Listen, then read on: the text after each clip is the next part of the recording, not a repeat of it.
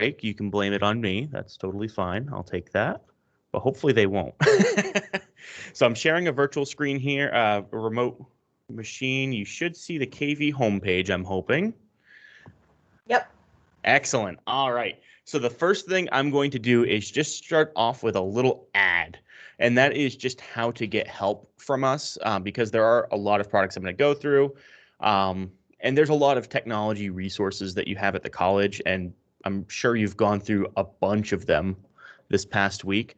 But I just wanted to show you all real quick our IT support portal. The goal behind this, I'm not going to log in and mess around because my view will look completely different. But if you sign in with your KV email and password here, this is the best way for getting help from the KV IT support desk. It goes right into our ticket support queue. By submitting it through this way, we get information on your account, which can help us answer your questions faster. And that is the end of my little commercial before we start. So the first thing I really wanted to show you was how to get Office 365 installed on your computer. There's a couple terms I'm going to use interchangeably. You'll hear others used interchangeably, and that's Microsoft 365, Office 365, Microsoft Office, and Office. There are subtle differences between them all, but you can kind of think of them as the same product in terms of your experience here at KV. So to get to your email, right from the homepage, there's a couple different ways. The most basic one is going right to the homepage and clicking on email. Now, again, we'll see if things work. I think you've all signed into email by nature of getting the invite and coming in, but maybe not. But we'll go in anyways. And I've created a little account here that might not work, and this is the same username and password you use to sign into the portal that you use to sign into Brightspace.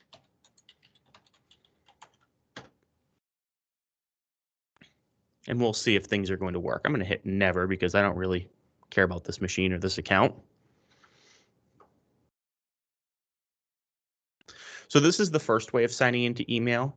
Another way I'll show you in a moment, you can go to office.com, and that may be a better interface for you to get into some of the services because you just directly get all of those resources. You'll get links to everything right from there. And then lastly, you can always, if you're really advanced, you could go to mail.kvcc.me.edu. But the easiest way is going right to the homepage and clicking on email. So this is your normal email box. The first thing I'm going to show you, and I apologize if I do go too fast or too slow. Someone can just speak up or put in the chat, "Hey, slow down, Patrick," and I can accommodate. But the first thing I wanted to show you all on how to do is to create an email signature, and that is it's one of those things you probably should have anyways, but I think it's beneficial if you're emailing an instructor, if you're emailing another person at the college, or even a third-party resource. The signature gives that person some context as to who in the world you are.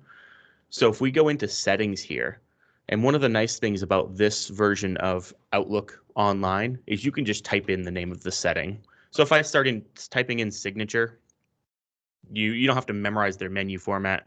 You just get the option right there.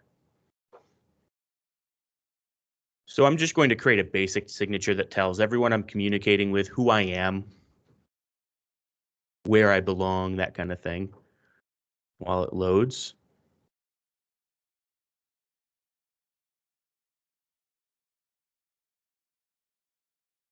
It may not load. Let me refresh the page here. If there's one thing I think we've learned this week is just to be patient with the technology. Yes, patience is a very good thing in general, but especially with technology.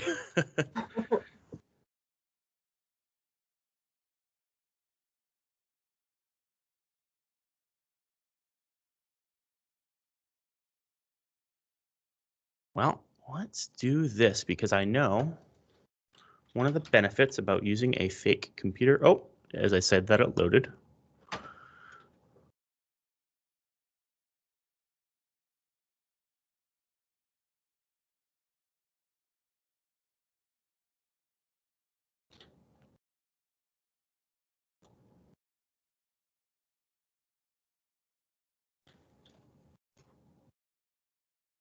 We're getting somewhere with it.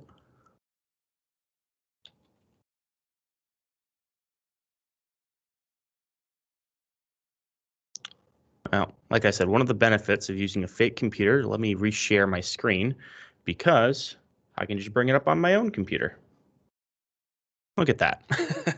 So you can see here the email signature composure box. So now that that's come up, I'm just going to type in my name. You're all students, so you may want to just put in what program you're in. So I'm going to pretend I'm in early childhood, education, and I'm going to put my phone number. Hey, in early childhood education. What's that? I'm in early childhood education. There we go. There, and I put the help desk number. So that might be, and if I was reaching out to an instructor and they wanted to call me, they wouldn't have to bother asking for my number. And every email you send out would have that same thing. And then you just hit save. I'm not going to hit save because I don't want people thinking I'm a student in early childhood education. I'll get some confused looks. All right, so the next thing I wanted to show you after email, let me go back to the other screen here. There we go. Is how to actually, we're going to go back to email, but to make sure that everything fits nicely time-wise, and especially since this is running excellently, I wanted to show you all how to install Office on your computer, because one of the nice things about this setup that we have now is you get a licensed copy of Microsoft Office for up to 5 computers. So on all of your machines, you can just install Office on it, and you have the full local version of that on your computer, so you can work on your PowerPoints, your Word documents, all that good stuff. So to get that, we're just going to go to office.com, and this is also that other method of getting into email or any of the other Office 365 tools, including Teams. Patrick, could I make a quick plug? It's Landy. Absolutely, yes. I highly recommend downloading Microsoft onto your device if you're able to do so. There's more functionality with pretty much all of the different, I don't know if they're called programs or apps or what they call them, but there's definitely more functionality. You're able to do more if you download. So I'm just throwing in that plug. Absolutely, and that's and one of the reasons for that is you're not using the website. That downloaded version of Office 365 is a premium feature. There's a lot more functionality in those, like Landy said. So to get that, once you go to office.com and sign in with your KV email address, you should see an Install Office button up at the top, and we'll just install the Office 365 apps. And theoretically, my fake computer should install this pretty quickly. It could also be slower, but I'll give it a few seconds, and if it isn't loading at a reasonable pace, we'll move on to something else. But it just starts installing. Yeah, you guys helped me install Microsoft Office in my old computer. That's a 2011 computer. Oh, great. Yeah. And so once this is installed, the one thing you'll want to take note about this is in some of the apps, and you'll see it in a moment here, there'll be a sign-in option. You'll want to sign in with your KV email account. And that's because it's your KV email account that has that premium licensing to this. If you have a Hotmail or an Xbox account, you can technically sign in with that, but it won't link up to all of your other KV services. And look, there it goes. 2%. Okay, that might take a bit. So we'll go back to email, and in a little bit, I'll show you guys some of the basics of using Microsoft Office and working on documents with other people and all of that fun stuff. But when we go back to Outlook here, which I got to right from the KV homepage earlier, if we hit new message, I just wanted to show you how to find your instructors, how to find other students, all that good stuff. If we click on the little 2 box here, we have a handy dandy list under, I think it's a default global address list. Let's see. Yeah, default global address list here. This is everyone in the college. So if I type in anyone like Lisa, Look, there she is. And I can hit add.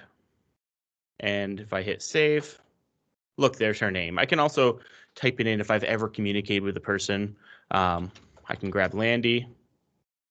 Look, there she is. And I can hover over, click on the name, and it'll give me all kinds of more information. If it's a staff member, it'll give you a good amount of information, like their work phone number, what department they're in, who they work with, all kinds of crazy stuff. And then some employees, you can find their office location. It may be difficult to find them in their office now because everyone's kind of scattered about, but you can at least get that basic contact information. So we can email them, and we can see as we're chatting or as we're opening this email, we can actually see a little red icon here that shows that, hey, she's busy or she's in a meeting. So that it could give you some indication of their availability if you tried to call them. So we'll add a subject.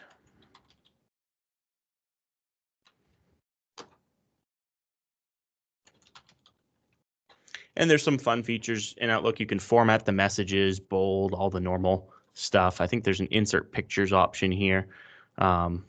So I think we can search for pictures online as well, if I remember right.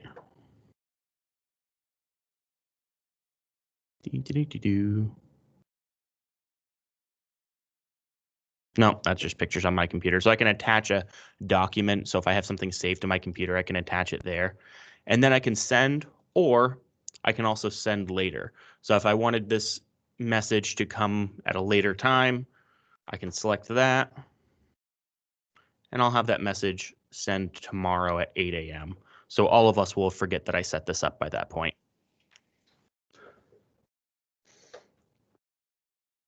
And that is the basics of sending, receiving a signature email. Does anyone have questions? I see the question someone asked about email signature. It looks like that was addressed. Yeah, you'll see it at the bottom of your message, or if you go back to that setting, you'll see it there. Does anyone have any brief questions about email specifically? Next, I'll go over to calendar. All right, hearing nothing, I'll move over to calendar, but if you have questions, you can also pop it in the chat too. So if we move over to the calendar side, which I got to by just clicking on the little calendar icon down in the corner of email.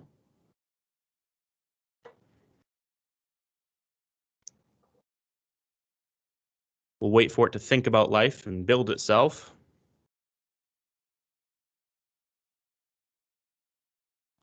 All right.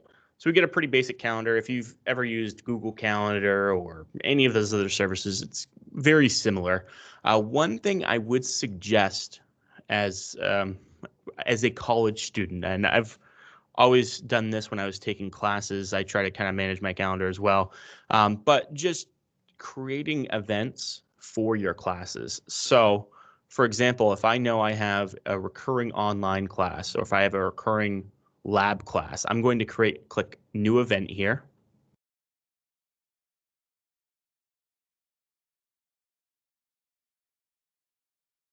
And then I'm just going to type in the name of the class. And I'll mark it. So that class, we'll say it meets Tuesdays at 3. And it finishes, we'll say 5. And it repeats every week until, because someday you will pass the class, December 11th, which is probably close to the end of the semester. We'll hit save. It's my birthday, actually, September 11th. Is it really? Okay. Yes. So please mark it in your calendars. Yes. That may be the first thing that you all add to your calendar. That way we can spam her with happy birthday messages on that day. So now we see the calendar invite. And if you have the Outlook app on your phone, which I'll talk about a little later on, you can create, you can get notifications 15 minutes or so before class so that, hey, you remember. It's always helpful to get those little reminders, I find, before you have these recurring meetings set up. especially for the first week or two, because you can also put information in here. If it is on campus, you can put little reminders to yourself, like what room it's in or something like that. But I would just suggest putting in your class, or if you use a study schedule where you are setting up recurring times for you to work on specific classes, you may want to put that in here so that you've booked the time and you've kind of made a little investment so that you may actually follow through with it, if that's what works for you. You can also, through this same interface, if you have a meeting set up with another student, then yeah, you can create that through here. I also see the question about color coding. I believe you can. I know in the desktop version you can.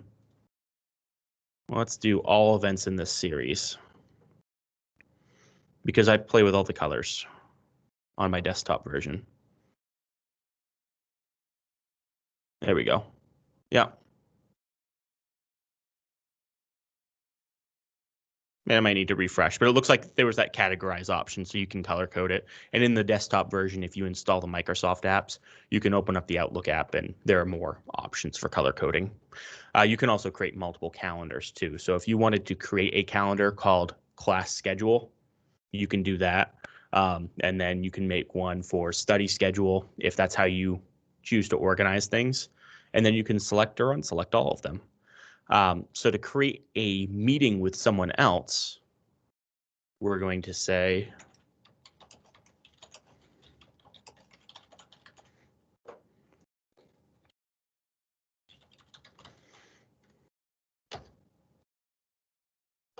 so we're going to put an event. Oh, it even added a little icon. That's new.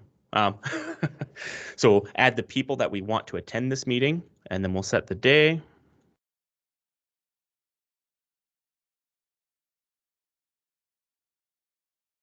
We'll set it on the 10th so we have time in advance. And it's making sure that we're both available at that time. Landy hasn't booked a meeting at that time yet. So we're going to search for a room or location. I believe there's an option in here to make this an online meeting. No. Maybe that's not here. No, I thought there was an option. But anyways, we'll hit send, and then it creates the meeting between Landy and myself, assuming she approves it, which I hope she doesn't, because we're both going to forget about this meeting and wonder what in the world that was all about. Yeah, most likely. Yeah. At one point a while back, I have a Google Home at my house, and I don't know what I was thinking, but I just randomly sent a message. I asked it to set an alarm for myself like the day before my birthday at 2 a.m. I don't know why I did it. It was dumb, and I forgot I did it. And then on my birthday, I woke up at 2 a.m. It was not my smartest move, but yeah, we'll forget about this invite too. But this is how you can manage calendar. I would suggest putting your classes in there, any other events, and then letting it sync up with your phone so that you can actually be notified and hopefully not forget. And on some phones, you can set it so that when you're in class, your phone automatically goes on vibrate. You can link multiple accounts, Tabitha, from your personal account or your school. So on my work phone, I have 2 email accounts that I manage. I have both of them on there. As long as they're Microsoft accounts, you can link them. But I believe you can also link Gmail and stuff also to Outlook now too. So even that point might be moot. But that's calendar. Does anyone have any other questions on calendaring or how to create meetings? I know you all went through a Zoom and a Teams training, so you're probably well acquainted with the world of online meetings at this point. So the next thing I will cover is sharing documents and editing documents. Office is still installing in the background. So once that finishes, we'll switch over to the desktop apps. But first, I'll show you these online versions. Really, these online versions of the Office suite are best suited for if you have quick editing and you're not on your computer. You can also these are useful for a situation where you don't have the Office suite. Kind of like Landy said, I pretty much exclusively use the desktop apps. I find them to be quicker. I'm used to them more, and they have all of the functionality. But to edit a Word document or any of these other types of document, we just click on the icon. It gives us some basic templates, and we can hit new blank template. And I'll show you how to save these and manage OneDrive and stuff in a little bit as well here too. So from there, we very quickly get this blank Word document, and we can edit it just like we would a normal Word document. Microsoft wants to let me know about how it wants my information, and then we'll start typing. So I can write my fancy essay right here and do all of that stuff right from Word. One functionality that's now in the online version of Word, wasn't before, but it's newly in the desktop version, is Microsoft Editor. So for those of you who are used to using a service called Grammarly, they have a premium feature where you can look at enhance the actual structure of your sentences and all of that other fancy stuff. We subscribe to Microsoft Editor now, which has similar functionalities, but it's automatically built into the online versions of Office and the desktop versions. So if I were to click on Editor here,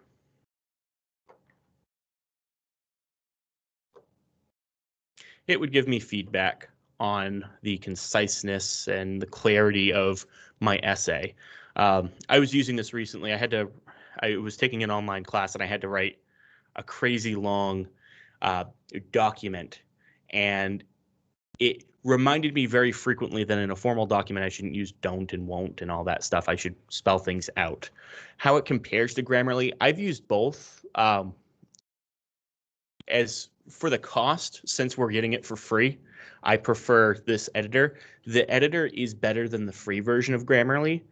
I think the premium version of Grammarly has a little bit more to it. It's been out for longer, but again, for the price that you'll be personally paying, it's probably worth it. We can also, in the desktop version of Word, which I believe is now installed, hey, look at that. We can see the editor option here as well. And lastly, there's also a browser extension that you could install. So we can just look it up. Now it's available for Edge and Chrome. I'm using Edge here, so I'll download the Edge version.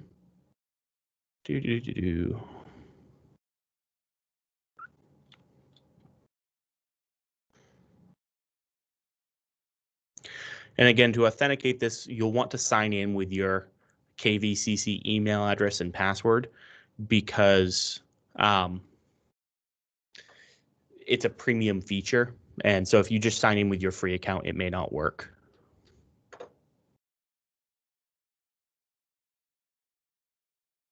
We'll hit get, same process for Chrome.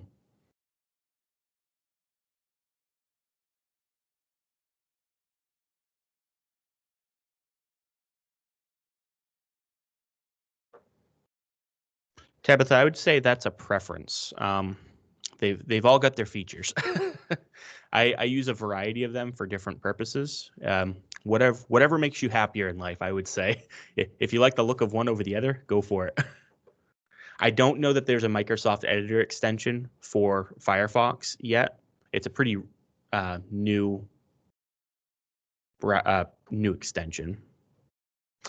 They both should be pretty compatible with Brightspace. I think they officially list compatibility for both Firefox and Chrome. So once the extension installs, we just have to sign in.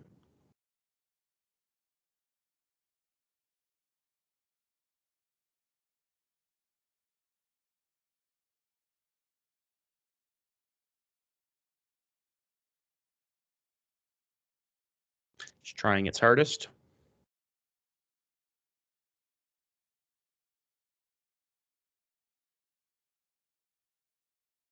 And it's installed. So anywhere I'm on the web, I use this in the help desk. It's compatible with that, so it helps my grammar while I'm filling out help desk tickets.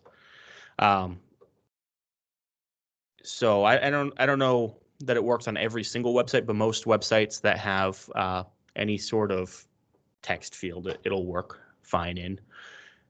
So now that Word is opened, down in the bottom here, it's going to ask us to activate. And again, to activate it, we're going to use that same KV login.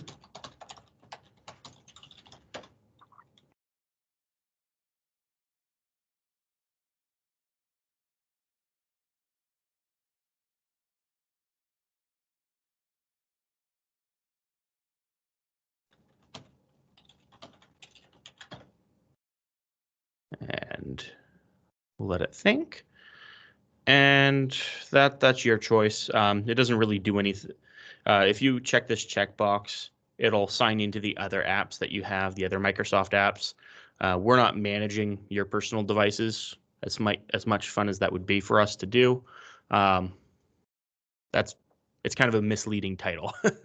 It allows your account to be used across multiple apps.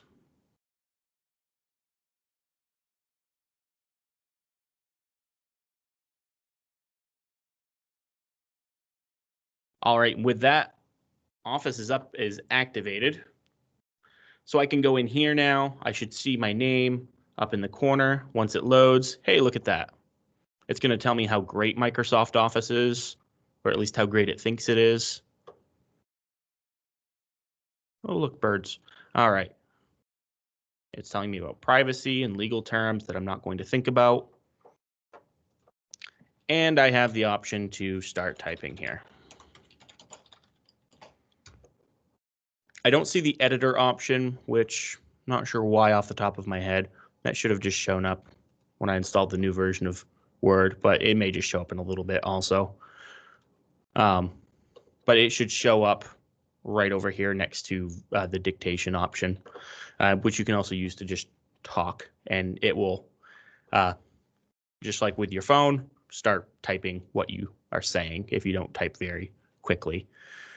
So another thing I wanted to show you is working on a document with others. And what we're going to do to allow that is we are going to hit the share button here. So we can hit the share button either in the desktop version of Word, or if we're in the web version of Word, we can hit the share option here. So I'm going to save this document first and give it a fancy title. And I'm going to save it right in my OneDrive, which I'll talk about for just a moment here. It's similar to Google Drive, iCloud, Dropbox. If any of you use those products, you get effectively unlimited storage to put your files on. So I say effectively unlimited, it's 5 terabytes for those of you who are a little techier. But you have space to put your videos, any Word documents or whatever you save. And the nice thing about that is it goes from machine to machine to machine where you sign in. So I use it, I adjunct teach a computer repair class, and I have all of my PowerPoints in OneDrive. So if I have my work machine here and I go home, but I have a quick change I need to make, I can use my phone to edit the document, or at least view the document right from there. Or I can use my personal laptop to sign in, and any changes that I'm making are real-time saving to those other locations. All right, so let's save that document. We'll call it Super Cool Pie. We'll hit save. And now autosave is on. One thing I'll note there, for those of you that are used to who've been using Word for a little while, if you are typing a document and then you want to make a copy of that document, you'll want to hit save as before you make those changes, because everything we're typing here automatically saves. I don't have to hit file save, it just saves. So we'll hit share. Yeah, Tabitha, it's a lot of space. I don't think I'm even using it. I might be using a 1/10 of that probably now, and I'm the largest user. So to share the document, we're going to hit the share doc button up here. And you can type email addresses in for people that you want to have permission to edit the document, or maybe to just view the document. I'm going to say anyone at KVCC who has the link, which I'm going to click here to copy. can edit this document. I'm going to put it in the chat. And what I'd like everyone to do, did that actually? No, because I'm not using a real computer. Hold on.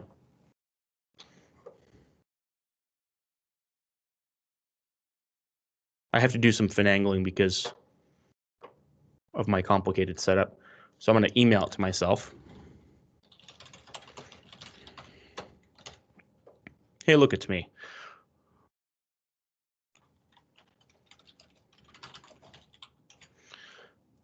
And I'm going to send that to myself. Then I'm going to give myself permission to share it with everyone in the world, including yourself. So let's say, whoops, we're going to manage access. Oh, yeah, anyone can already edit it. Okay, I've already done that. All right, so now I have access to it on my machine. Give me just, and we can actually see that I'm editing it as well. And if you give me just a moment, I'm going to paste that link into the chat so that you all can just see what that looks like to edit one of these documents in real time.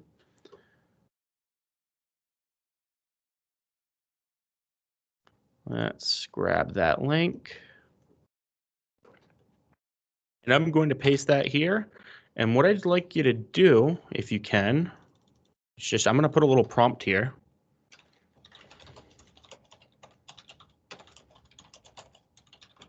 And again, I'm using the desktop version of Word. We'll see who gets here the fastest, I guess.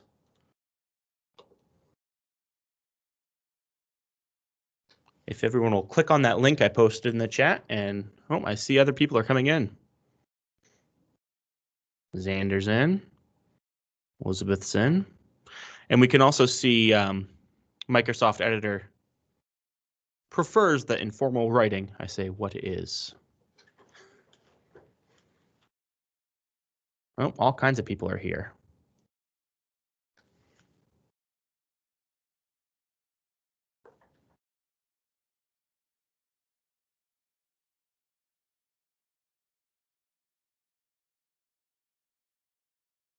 No. I messed it up, didn't I?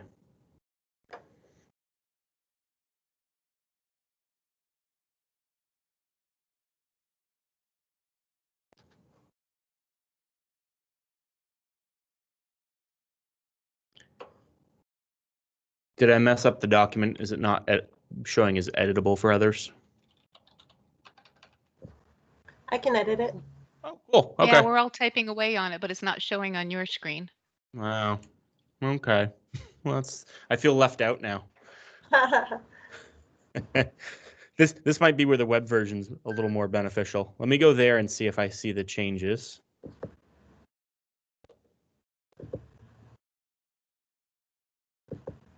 I'll close this.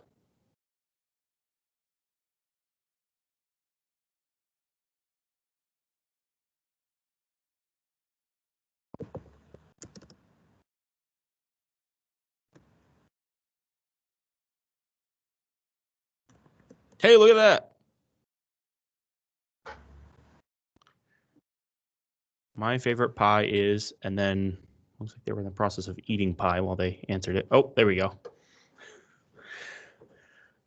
Can you show how to have the paper read to you? Yeah. I got to remember how to do it, though. Yeah, it's in the View tab. View. Okay. Thank you, Xander. Yeah. Yeah. I would love to hear it just say, like, I love pie, I love strawberry. I would, you know. Oh, yeah. All that excellent, high quality synthesized voice. It's better every year. Oh, yeah.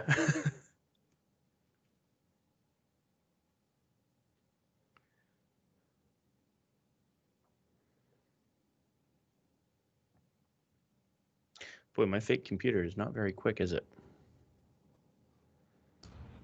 Probably got pie on the mind. That's what it is. Yeah. Oh, there's no speaker on my fake. Let's do this real quick. We can make it work. I'll share my real screen.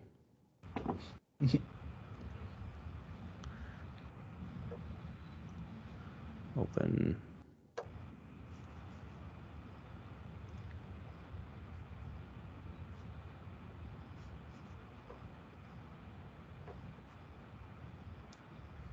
Word.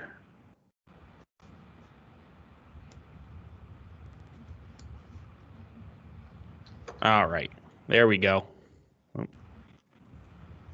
So now view, and then immersive reader. Is that how I get it? Let's read aloud. I think so. Yeah. Hi there. P.I. Rolas. Hello, favorite pie is peanut butter pie. Dash solid choice. Oh, see, that's what this is really what I wanted it to. GJHCHXGXGXHCH. All right, that was fun. That's pie on the mind. That's Yep, that's what I was hoping for. Yeah, so you can collaboratively edit documents. The online version seems to work a little better for that. I've used it successfully in the desktop version, but it's a relatively new feature, so it can be hit or miss sometimes. So let me go back to my fake machine. And we'll go over to making PowerPoints and Excel documents. Thank you all for your favorite pie suggestions. I'll especially take that keyboard smashing one. I liked that one. So I'm going to go back to office.com. That was me that did the keyboard smashing. That was.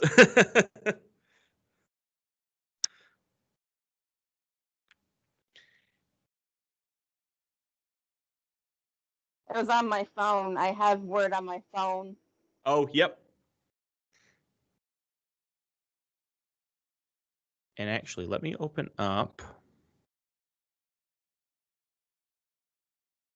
And something new I discovered probably a month or so ago is you can actually make the bibliographies right from inside Word if you just click reference and then bibliography. That saved me some time.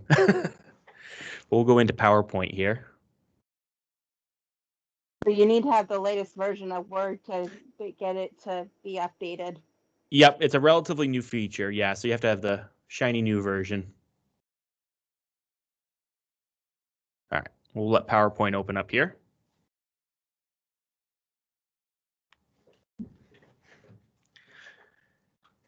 And then so from here, of course, I think you've all used PowerPoint, or most of you have used PowerPoint or Google Sheets or the Apple one that's escaping my mind. Is it Presenter? I don't remember. One of those types of apps in the past, pretty cut and dry. There are some pretty nice templates inside of PowerPoint. So I'll pick this coffee-based one.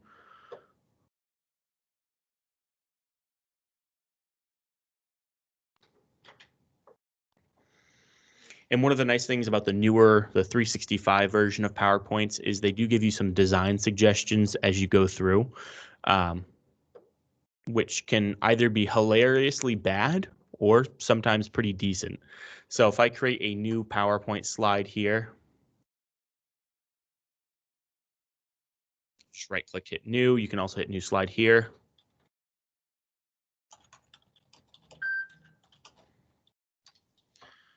And we'll actually just create a chart. I think you see where I'm going with this. A pie chart, of course. And we'll make it in 3D so I can feel fancy about myself.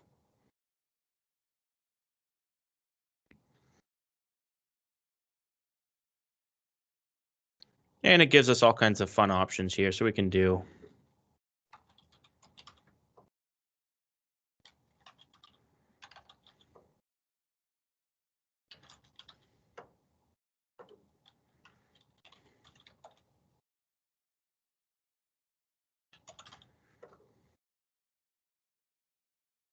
so we can create our fancy pie chart here. And then PowerPoint will give us some options. I think this is an older version of PowerPoint. It's weird. So I don't have the, oh, there it is, design ideas. Under design ideas. And sometimes it'll give us some little tips. I guess it doesn't have any tips for us. Probably because of the pie chart. I bet if I just put text in here, it would. Let's do this.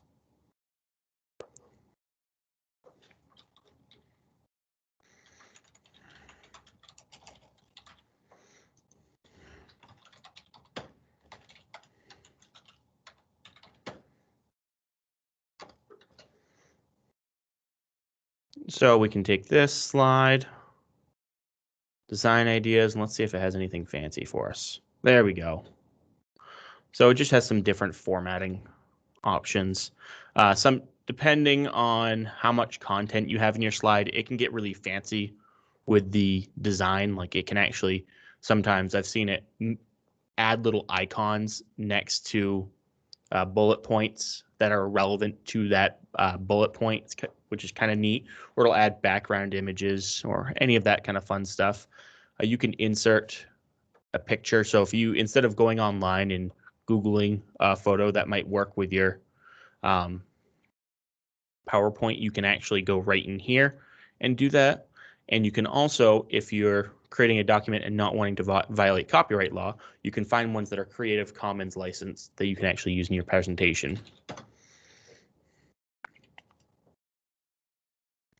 Oh boy, so many options. Yeah, we'll do that one. Oh, I picked 2. Excellent. So I got my 2. That's a lot of pies. That's a lot of pies. And we can format them. And it automatically adds attribution if it knows. Then lastly in PowerPoint, I'll show you before I get onto the presenting piece, because this part's just fun. You can add a 3D model, which Sarah, if you're downloading the version of Office from the Office portal, you're probably going to have the latest version. I'll show you how to check for updates in just a moment, though. There we go. So there's more serious things you can do with 3D models, like cells and skeletons and stuff, but that's not fun. So we can add our pie slice here. I'm going to overwhelm this thing with the 3D, the intense graphics. And we can spin the pie around. We can add animations to said 3D image. Oh boy, this is going to be something.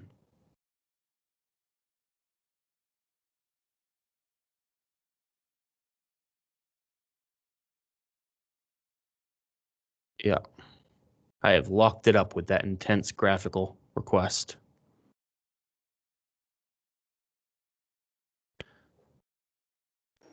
It's too bad you can't make the pie kind of like teeth and make it open up and like a pie monster. Yeah, there we go.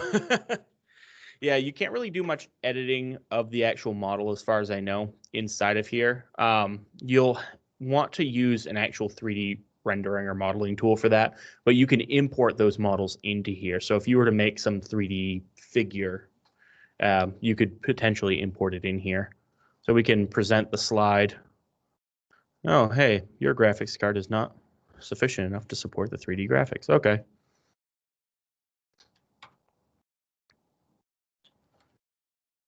Yeah, I've kind of jacked the whole thing up by doing that. But if you have a decent enough machine and not a fake one, you may be able to play around with the 3D functionality. I've used it on my laptop. It's kind of fun. Oh, now we're getting pictures of pie. Thank you, Xander. Anytime. That looks very tasty. And those same autosave features and collaborative editing, or it's called co-authorship, is available through PowerPoint on desktop as well. You can also, a neat little thing, if you record your video, you can export it as a video. You can also publish it to Microsoft Stream, which is a service that the college subscribes to on your behalf to upload videos. So if I wanted to upload a video of my beautiful pie called Earthy Inspirations, that's fun, and we'll hit publish. It'll probably take a little bit, but it'll automatically publish a video based on this PowerPoint. which can be kind of neat. We'll check it out if it processes in time. It probably won't, but I'll get the email back saying that my video finished processing and forget what it's all about. And the last thing, when you go slideshow, you can also rehearse your slideshow. So that's a relatively new piece of functionality with the latest version. And when I say rehearse it, you've always been able to rehearse it, but you can use subtitles. So you can actually have it from, I think it's actually only in the web version. It's like the one feature that's only in the web version of PowerPoint. So if you're doing a speech class or any other class where you're expected to present a PowerPoint,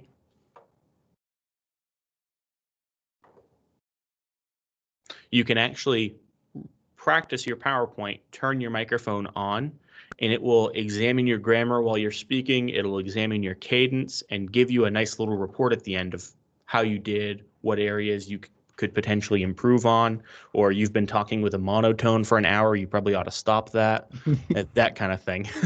Hey, Patrick, Yeah. I got a question. Absolutely. I have someone here. Does the 365 come with a 3D builder or simulator program type? Don't believe so. You have to use your own and then import it into PowerPoint. Richard has cakes. That's not good enough, Richard. It's not a pie. That's what we're talking about here today. All right, well, that's loading. The same thing can be done inside of Excel. So actually, let me open up. I'll switch views here again, and we'll open up a PowerPoint because I did want to show you that. I think it's a pretty neat tool.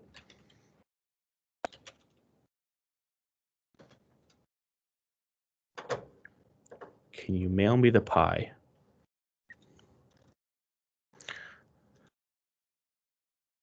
Oops, I'm clicking forms. All right, PowerPoint. And we'll talk about security. Oh, you don't see my screen. Whoops. Let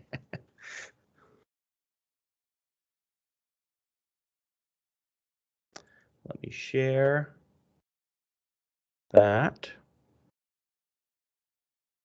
And go back here. So this is a PowerPoint slideshow that I've recorded inside the tool and exported out to stream. But something I can do with this is that thing I was showing you earlier. If I wanted to practice my presentation skills, which is probably a good thing for me, but we just click on slideshow here once it becomes available.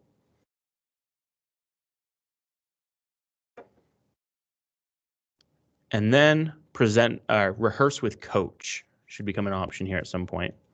Oh, it may not be because I've already recorded it, but it's this option right here, rehearse with coach. If you see that available, that's the option that allows you to actually have it judge your cadence, have it examine how you're doing. So you can kind of get a little practice session if you plan on rehearsing something or if you plan on presenting something in a class setting. It can also stop you. It will keep track of when you use filler words like or like, which I tend to do. I just did it as I was explaining that, and can just help you be aware of that, which is, of course, a good thing when you're public speaking. Then the next thing I have to show you is OneDrive and OneDrive accessories. So that's, I believe, just about the last thing before I go into the phone stuff. And then I'll let you be free on to your next item, to your next push thing. So let's get all this closed because I don't think that 3D rendering kind of messed this whole thing up. It's good to take risks. That's right.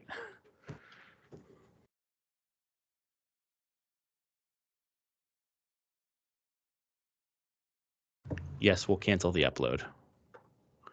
Don't save. All right. So the next thing is OneDrive. So we'll start off by going to the portal. So office.com.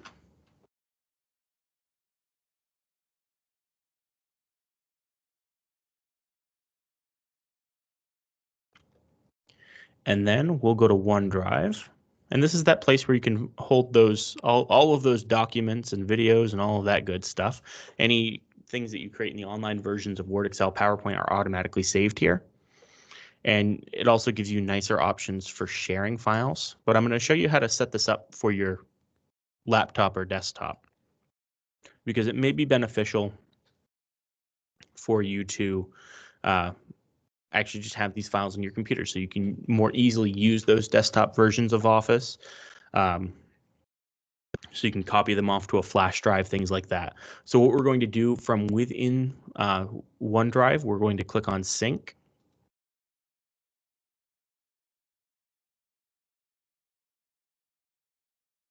Yes, yes, we know. Great product. Okay, close. And we'll go ahead and hit Open because we trust it. And I'm on Windows 10, so OneDrive is already pre-installed. So it's just going to ask me for my username and password to KV. I've already signed into Word, so it might actually already be set up, but we'll see here.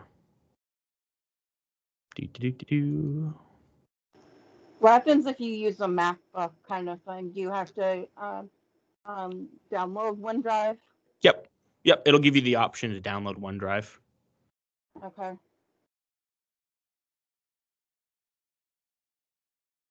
Yep. And everything I've gone over thus far today is fully available on Mac. Hey, it's worked. Okay. So now it's already got my email address. So I'm going to hit sign in.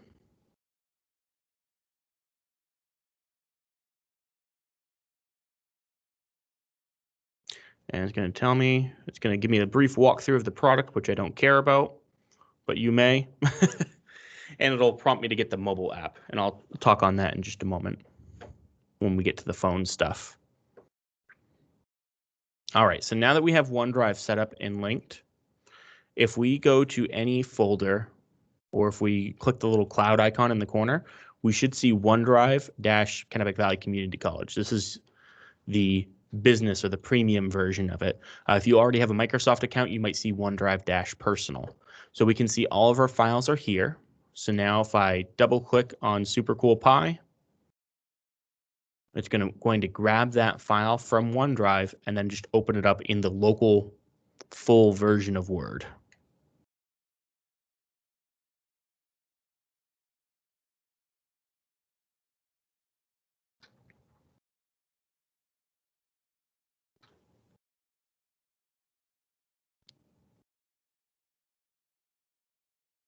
And while this opens too, also I had neglected to mention how to check for updates on Office. Someone had asked about that.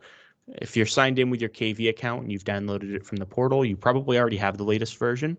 But if you go to File and then Account, you can see what licensing you have. So in this case, we see I have Microsoft 365 Apps for Enterprise, which is the same as you. Shows all of the products you have access to. And then we can see check for updates. I'm at 2007, which stands for July 2020. So it's a pretty recent version. I don't know why I don't see editor. Oh, there it is. Okay. Huh. And then if I wanted to make new files, I can do that here, just the same as I would in Word.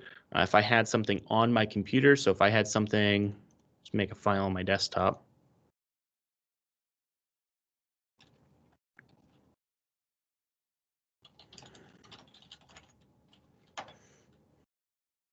This one doesn't have 3D effects in it, so I drag it over and it just uploads it to the cloud. And I have access to it everywhere. If I wanted to share one of these files with someone, I can hit share. Right click and hit share. There's a little cloud icon. Type in the name. If it's inside KV, it'll autocomplete.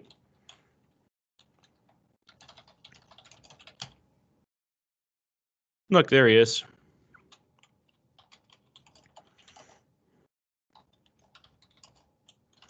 Yeah, I know that guy. Hey, boom. So now he'll be shortly getting that link in his email, so he can Looking edit forward that. to it. Yes, I bet. 2D pie is still a pie. Yeah, he can edit it if he so chooses. So Awesome. now, before I move on, I did want to talk about managing the file. So one suggestion I would have when you're working with files in here, and this is something I've kind of always done with classes, is make a folder for the different classes you're in. So if I'm in ETC 110, let me do that. Com 104, just make those different classes, and then all your assignments, all of your homework or anything like that, you can easily access from here. So you can, it makes a little, I find it easier to organize your schoolwork. And then if you have other stuff outside of school, the two aren't kind of mishmashed together. And if it's all in OneDrive, it is easy enough to access it wherever, and you don't have to worry about losing your schoolwork, which certainly isn't an ideal circumstance to be in. Before I move on to setting stuff up on your phone, though, does anyone have any questions about Word, PowerPoint, OneDrive, or any of that stuff? Yeah, OneDrive helps because when I was in my early childhood education, I didn't save it into OneDrive, and my computer decided to erase it on me. Yeah, so if you've got it saved here, it's stored in the cloud. So if you lose your computer, you can still access your files, or you can even pull it up on your phone. Yeah, so it's helpful for that. And this folder structure thing, you can find your own way that works. I would strongly suggest doing something though, similar to this at least. It can help you stay on top of things. And anyone else have other questions before we move on to phone stuff? I have a quick question, Patrick. Yeah. I know that with Blackboard, if students were trying to type their assignment right into the thing and something happened with Blackboard, it would crash. And so, like, for that reason, we were always telling people to, like, save it either to a flash drive or ideally, you know, the cloud. Do you know, like, does Brightspace, will it save it as people go? I think so. But quite frankly, I would still keep to that suggestion of doing it outside of that platform first and then putting it in. Yeah. It's, yeah, I think, yeah. Yeah, even if it does save it, you still have your own copy of your own work. Yeah. I believe it does, and I think you can even tie it in with Office, but I would just as soon do your work outside of Brightspace and then put it in after. And you mentioned the flash drive thing too. Yeah, it's generally, so in my full computer repair class, we talk about keeping secure backups. And if anything is worth saving, it's worth having in 3 places. So the first place being a local copy that you work on, the other place being a remote place like the cloud, and the third one being an offline backup that you can always grab access to, and that's a flash drive. So if for schoolwork, it's always worth, especially if you want to be super secure, have it in the cloud and have it in a flash drive or external hard drive. You'll probably not lose your files that way. Yeah. And it's good, I think, just in general to, like you were saying, Patrick, just have a backup, because if something happens, I don't know, and the instructor can't, you know, I don't know, access it or for whatever reason, if Yep. you have that, it saves you from having to recreate it. And that will happen more often than, unfortunately, you would like. Absolutely. Yeah. Yeah, Blackboard kind of made it very hard because it was Blackboard that loaded an old save, but my laptop didn't save it because my laptop kind of made it was taking really long to save it. So that's why I ended up getting a new computer, a new laptop, and hopefully that would work. I'm getting an iPad soon, so. And even if it's not Blackboard, I mean, I think, you know, I think it's a good idea. I love the cloud. I definitely think that's a great place to save things too, but I strongly echo the sentiments. Don't save it just to one spot. Yep. I'll give an example. Many instructors keep a backup of their grades outside of Blackboard. There's a reason for it. Right. My primary source of authority on grades for my class is an Excel spreadsheet. Then it goes into Blackboard. It's always worth having another copy of something that's important. The last thing I will cover here, and then I can just open it wide open to questions or go wherever from here, is the mobile apps. And I was actually, hold on just one second, because I might be able to pop a phone up on here. That would be neat. Let me see if I can do that real quick. And then if I can't, I'll give the lame disclaimer if I don't have a fake phone I can bring up on here. But it would be cool if I could bring up a phone right on here.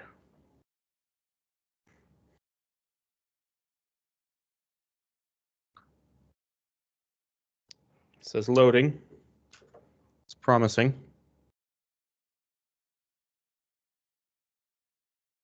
Still working on it, it says.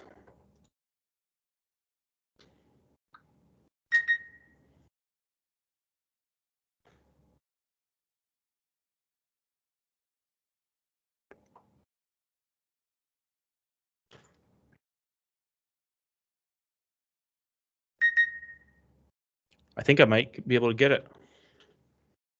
Well. Oh.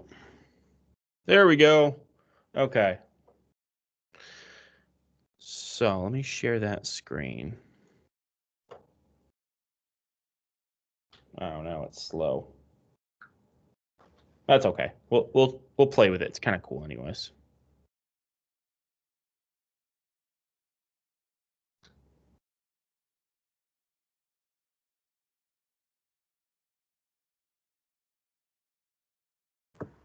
We see something.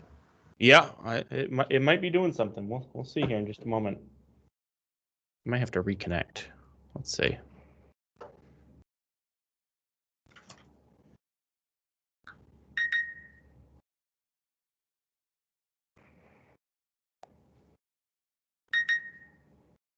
Hey, look at that. Okay.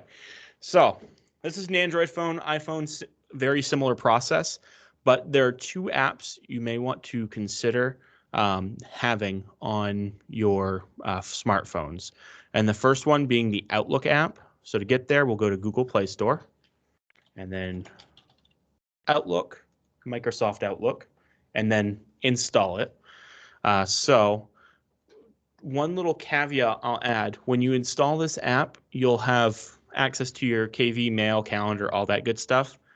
I would suggest not setting up your personal email through Outlook, just setting up your KV email, just to keep things separate. After you graduate, 1 year after you graduate, your KV account will be deactivated, and you don't want to necessarily mix the two. You don't want to have all of your contacts on your KV email and then have that go away on you.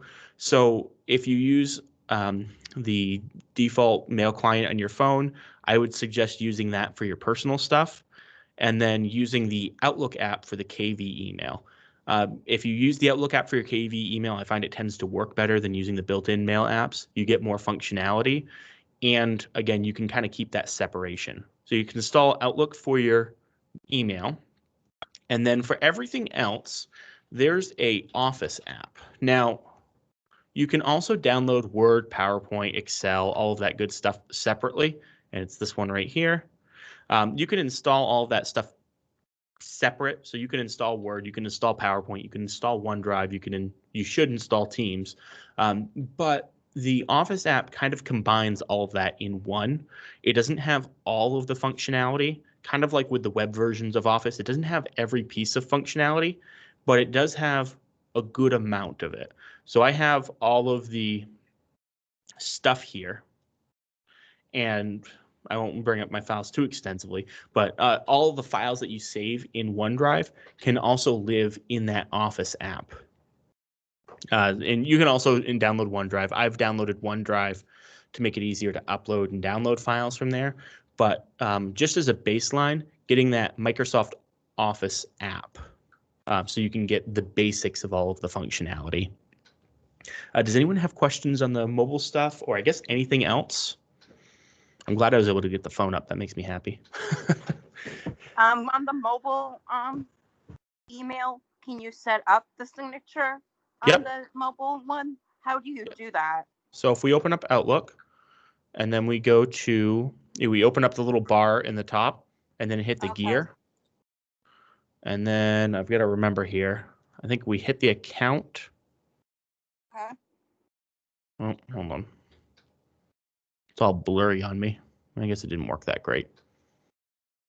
It's somewhere in here. Oh, it might be settings. Yep, there it is. If you go to settings down at the bottom, signature. Oh, settings on the bottom, signature. Okay. I was trying to do that. I couldn't figure out how to do it. Yep. And then I have it on my also, phone already. yeah, you may want to consider notifications. You can go in here and make it so that you don't get notified in the middle of the night, that kind of thing. And there's all kinds of other fun features you can play around with if you care about it. You can go into dark mode so you can look like a hacker, or really anything else. If you have multiple accounts, you can add it here. So like I've added the help desk account in here, and it managed both of them just fine. But it's up to you really how you manage it. Anyone have any other questions for me or?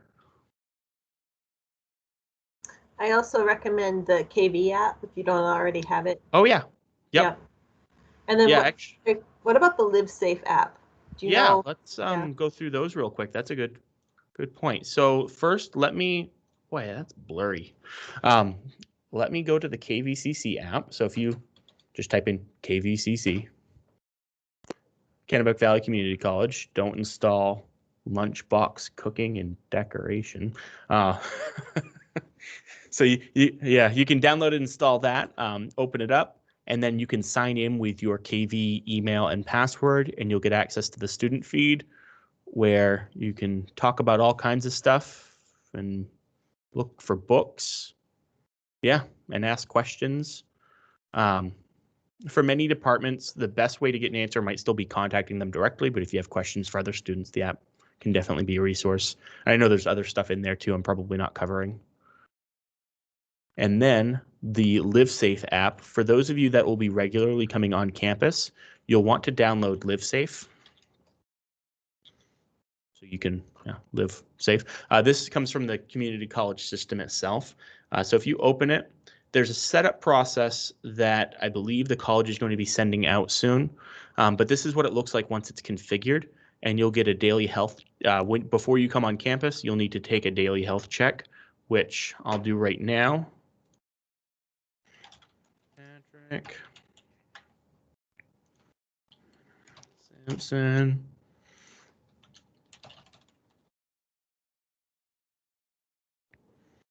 And then it asks a couple questions. Oh, wait, no. And hopefully you get to answer no to everything. And then we hit submit. And when you come on campus, you'll need to show this to security. This little sounds like you're feeling okay. And if you close the app, one annoying thing is if you close the app, well, close the app, there we go. You've lost it. You'd have to fill it out again to get that on the app. However, it emails you a badge. So sounds like I'm feeling okay, and you can present the badge this way to security. And you'll need to do this for every day that you're on campus. Does anyone have any other questions on mobile stuff or living safe or anything else? What's the name of the app? The Live Safe it's called? Live Safe. Okay. And it looks like this on the Google Play Store, probably similar on the App Store. Patrick? Yes. Do you know when the Brightspace link is going to be on the homepage? No, I've asked about that, and it is a decision that executive is making. It's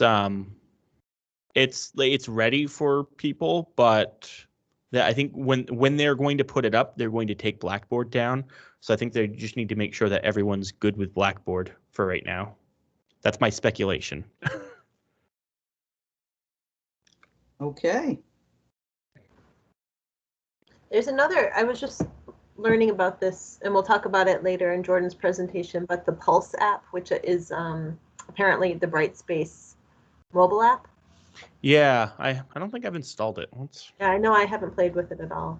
But I've got stuff so if there is stuff, we'll be able to see what it looks like. This will be an experience for all of us. One moment.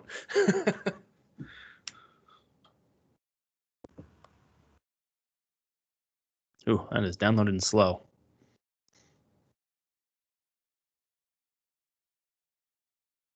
I also had a question. Last night, the business group had a meeting, and on the screen of my computer, there was a QR code that I could scan to log in to the meeting. Is that something that I would do through the KVCC app, or how would I scan a code like that in the future?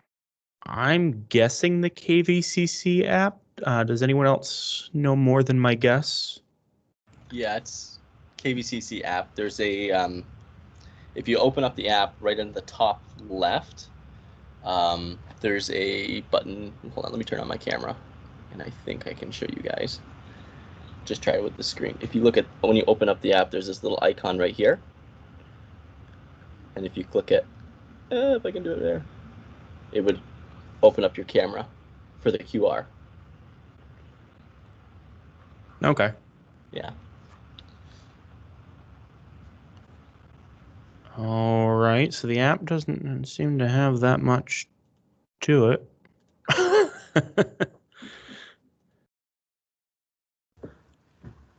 Yeah, I don't know much at all. I Yeah. think it said like you could see your grades eventually because he has it for UMA. Yeah, so I have it for UMA because UMA is switching over to Brightspace too. And basically it's just like the Blackboard app. You get to like check your grades and your courses and stuff, but that's really about it. Okay. I think there is an app though that you can do everything in. Let me just look up straight up Brightspace instead. I mean, maybe that's all I can see right now because like courses haven't opened up yet, and I've tried to play around with it, and I can't really get much access to a lot yet because classes haven't started. Yeah, well, I have access to courses, so we'll find out here. Okay. All right. Kennebec Valley Community College. I think that's where I am. And then I get the same. And then whoop.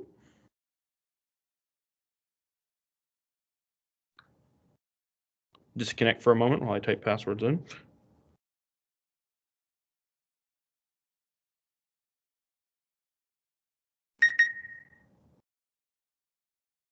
Oh. It didn't like me disconnecting.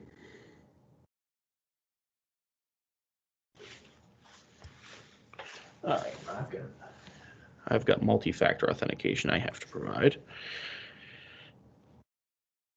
And then let me get back on Wi-Fi. Yes.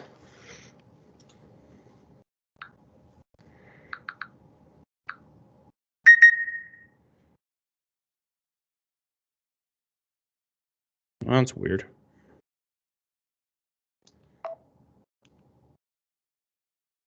It keeps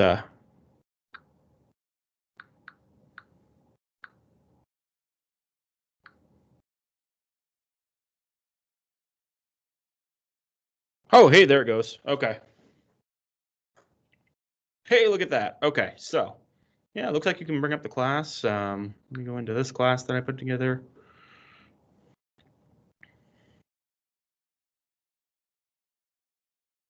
That was a very fast spinner.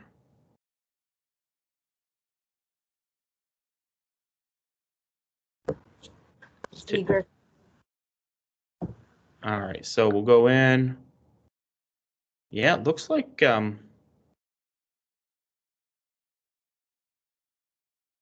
can just straight up do everything right from here. Cool. What is this app, Patrick? Or is it just pulling it up on your phone? Yeah, no, it's Brightspace Pulse. Okay. Oh, awesome. So Jordan, maybe eventually you will be able to see more. Yeah, well, yeah. I'm guessing at the start of the semester once you have access to. Oh yeah. So yeah, that was a new thing. Super cool. All right. Yeah. All right, so Oh, I will. Glad you did that because now I know. That's right. I think that's just about my time. But if you guys have other questions, you can go right into the help desk website, the itsupport.kvcc.me.edu website I shared with you earlier, and ask a question, and we can certainly try to help you out. Thank you, guys. Thank you so much, Patrick. This was amazing. I really appreciate it. No problem. Glad I could do this. So good. Yep. Take care, everybody. Okay, bye. Thank you. Thanks, Patrick. Bye. Patrick. Thanks, Patrick. Oh, All right, cool. Well, awesome. So that I know that was kind of fast and furious, and when you actually go to use it, you're going to have a million more questions. But we do have Xander and Jordan, who are both very, very proficient in tech stuff, and Michelle and Landy and I will do our best as well. But to me, they're your go-tos for stuff, and I'm sure we'll continue to have more like kind of workshops as we go on. We have like tech basics, and then we have beyond tech basics, which we also call Beyonce basics because it kind of sounds like that. So we'll continue the Beyonce basics stuff throughout the fall semester. Xander, I saw you pop something new into the chat. Sure. The where to find the QR. Oh yeah. Yeah, we had that same issue in my accepted students night too. Yep. So, any other quick questions before we wrap up the morning session about anything? It doesn't have to be technology stuff.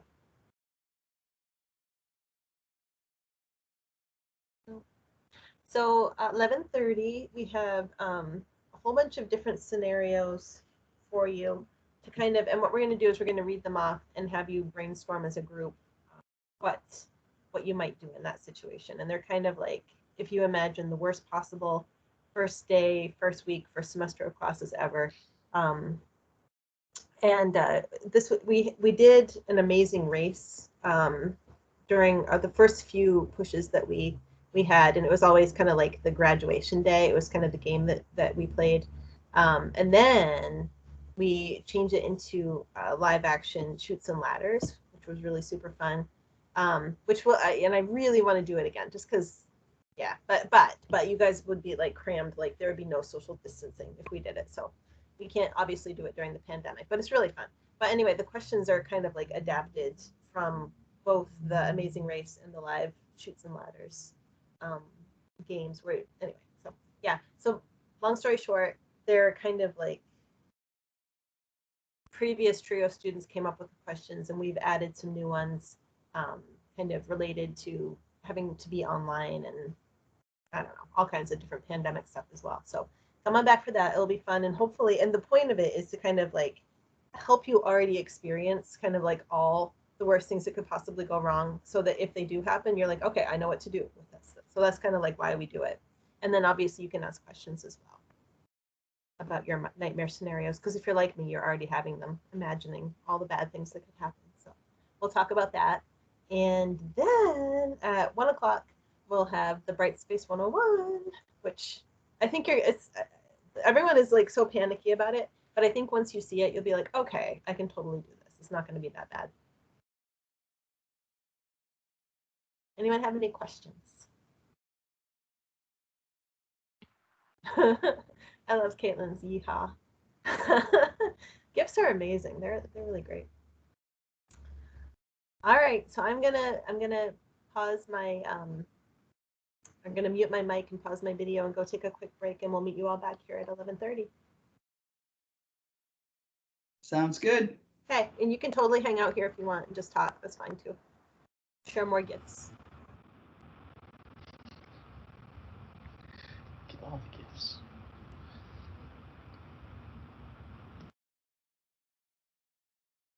Xander!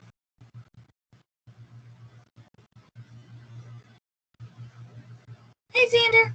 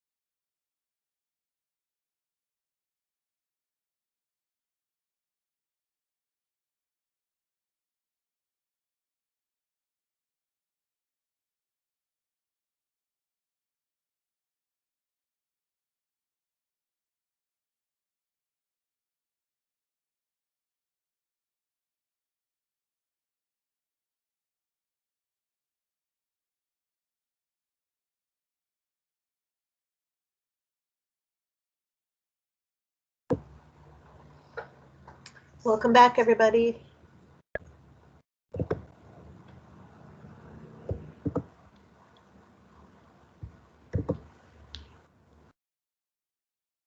Hi, Lisa. Hi, Sorry. Lisa. I clicked the wrong button. I apologize. I did the same exact thing, Landy. I'm like trying to eat my lunch, so that's my excuse. No worries. So, are we ready for the day 101 scenarios? Yes. I'm ready. All I gotta right. pull that back up again. I have it somewhere. There we go. So go ahead.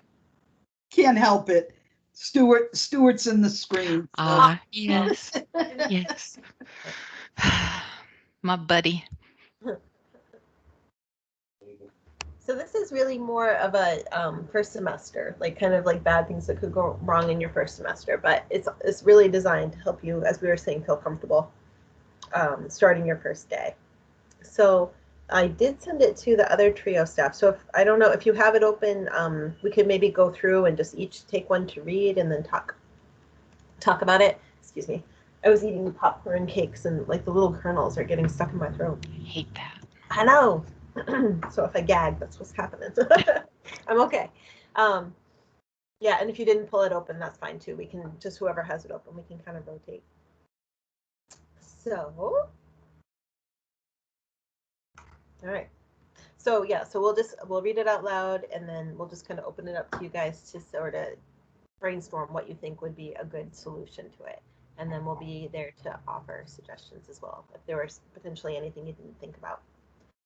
So the first scenario, you arrive at your first Zoom session and find no one there. You check the schedule that you printed off back in July and you think you have the right place. What do you do?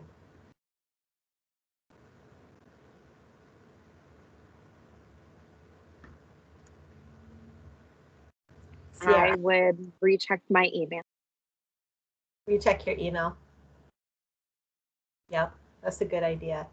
So sometimes the key to this one is that you printed it off back in July, and a lot of times things will change. Like sometimes even right up until the week before classes start, they may be switching things around. So it could be that like the day and time change that actually did happen. I don't know if it was in July, but there were a lot of classes that were scheduled to be on live that they ended up having to kind of put into a different hybrid format. And so some of the meeting times did change. So it's possible that the schedules do change. So definitely, keep checking it right up until the first week of classes. And then hopefully after that, there won't be any major changes. But you never know, honestly, with the COVID stuff, it's the name of the game for success is to be flexible and just kind of keep staying on top of information as it comes out. Good job. Awesome. Oh, Caitlin, did you have something you wanted to say too?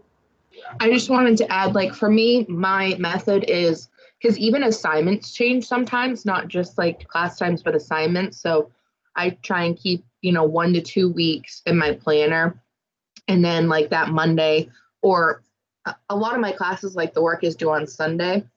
So then Monday is the refer. But sometimes, especially in the accounting classes, I know Jim's is due on Fridays. So double check your due dates. But I always try and keep like 1 to 2 weeks of assignments in my thing, but always check on that Monday just to make sure that all my assignments that I have are correct. Yeah. And there's also definitely, if you haven't signed up for the text message notifications in the portal, definitely do that, because I imagine that, we're still going to have snow days, I would think, because there'll be times when people have, no power, your faculty might have no power. So yeah, definitely check that, because it could be that, maybe it's not snowing in your area, but your faculty member has no power or something, and they might cancel class. So that's another really good tip too. Okay, who wants to read the next one? I will read the next one. Or Xander, do you want to do it? I was just gonna say I could do it. Okay. Go ahead, Xander. All right. So you're feeling pretty good about your first weeks of classes. You're wrapping up your homework at night, and you notice that you missed some assignments on Brightspace, your heart sinks, and you realize that a average is not even passing. What do you do? I would email my instructor to see if I could get like an extension or something like that.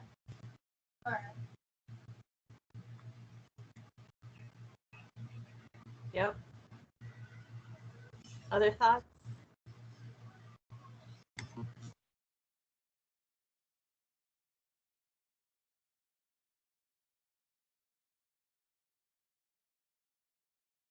Tabitha says cry. Yep. Then get a tutor and talk with my instructor. Yep. Yep. Yeah. It depending on how much of the like how many assignments you're missing. You know, you could have like a major backlog that you might need some extra assistance to get stuff done. And that happens. It really does. It happens to the best of us. Caitlin, you have your hand up? It was already up, Oh. but when you were explaining it, I was like, he's talking to my soul right now. I don't know how many times that's happened to me. Like I over the summer on it was my payroll course. There was like a big list on the very last week, and I had like my final exam. I had a project, and then I looked and I saw another payroll project down there, and I started freaking out. Thankfully, it said optional on it. I was like, thank goodness, but your heart just sinks down to the floor and you're just like, oh no, what am I going to do? So it spoke to my soul on that one. Yeah. I feel like, Jordan, didn't you have something in your positive psychology class with like man. thing? Yeah, that was, I had a real big struggle with that. Hold on, let me turn sorry, I'm like in the process of eating. But like that was with Mark Kavanaugh, and that's when like I had Dominic, and when I almost wanted to quit, and well, it was interesting. We'll just stick with that.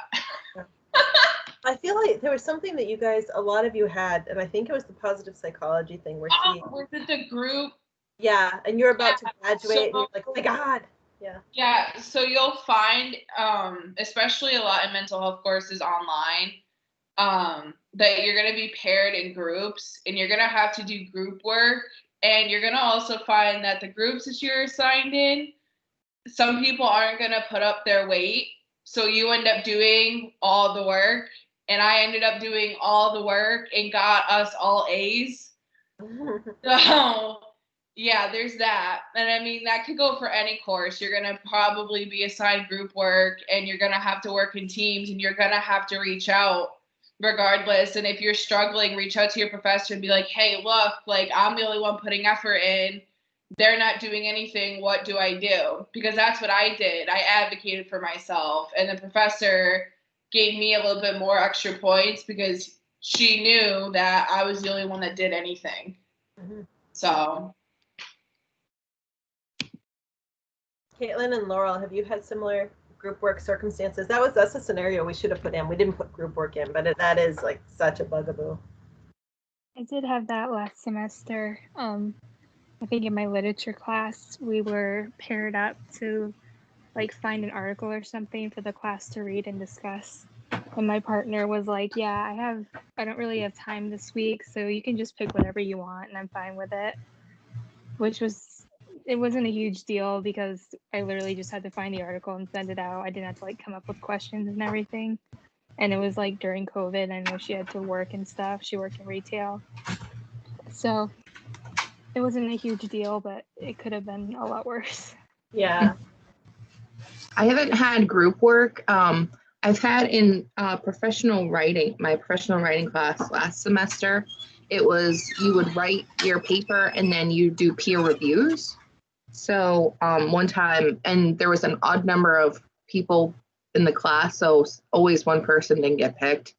And so there was one time where I didn't get picked, and so I didn't get a review. But and then sometimes like you could tell they didn't put the effort in for the review too. Like it's nice for a peer an outside person to read your paper. So just like if you do end up doing like peer review type of stuff, it's not technically a group thing, but just try and put the effort in because it helps the other person out a lot.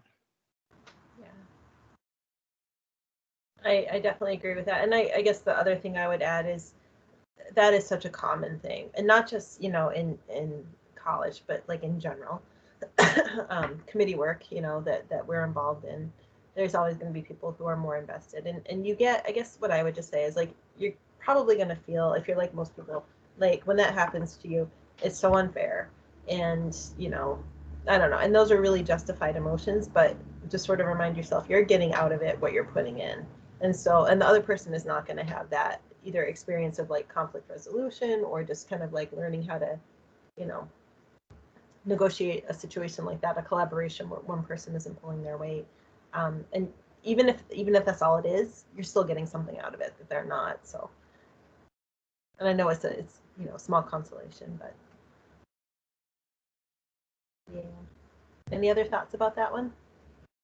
A similar experience with communications once. We had this group project, and my group decided to do this ABC book. So each page starts with the letter of the alphabet, and our theme was music that we chose.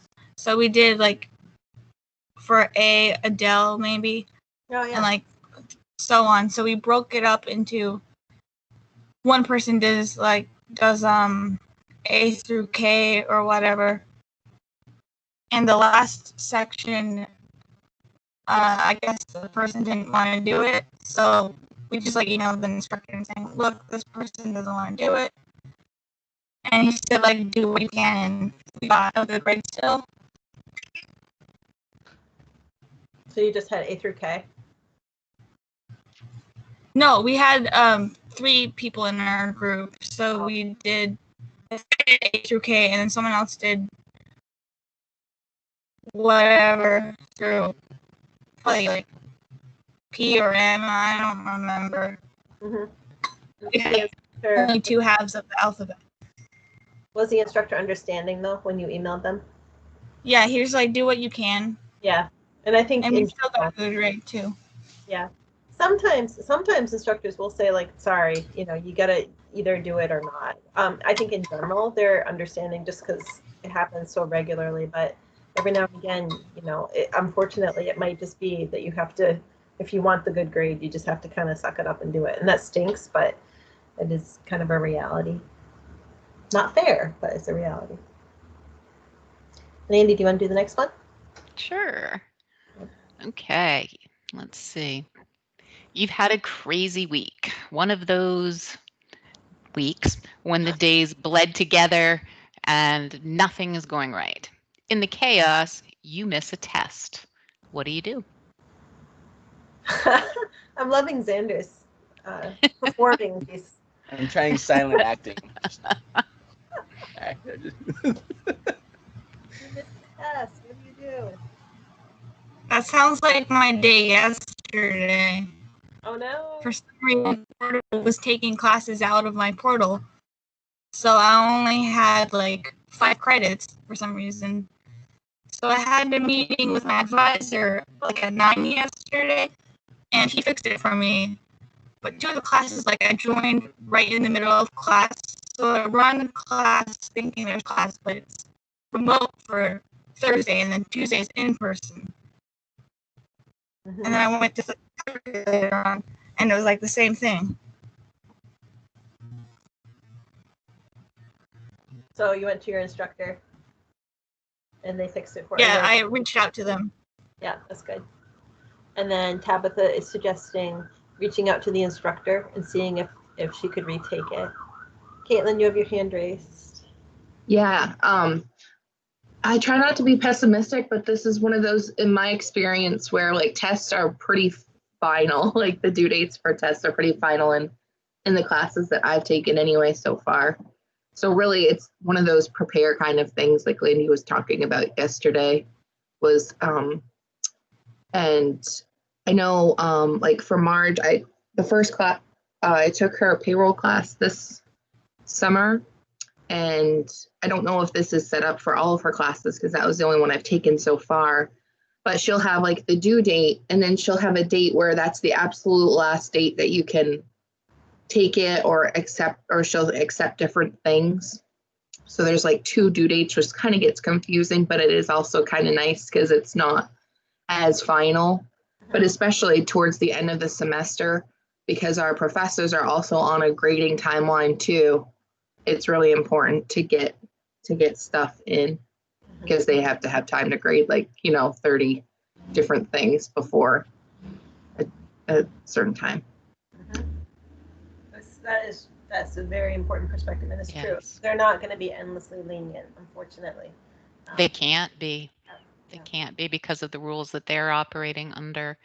I will say that it's different from instructor to instructor. Some are much more willing to, like if it's an online test, to open it back up so that you can take it. So I would absolutely echo what Tabitha says. Reach out to the instructor and see if I could take it, because I think there is a fair number of instructors who would, if you explained, it's all in how you approach your instructor too. It's important to send a well-written email, explaining, geez, I'm so sorry. I thought I had everything finished, and then I realized that I didn't get this test done before the deadline. Would it be possible for me to take that test? Just something like that.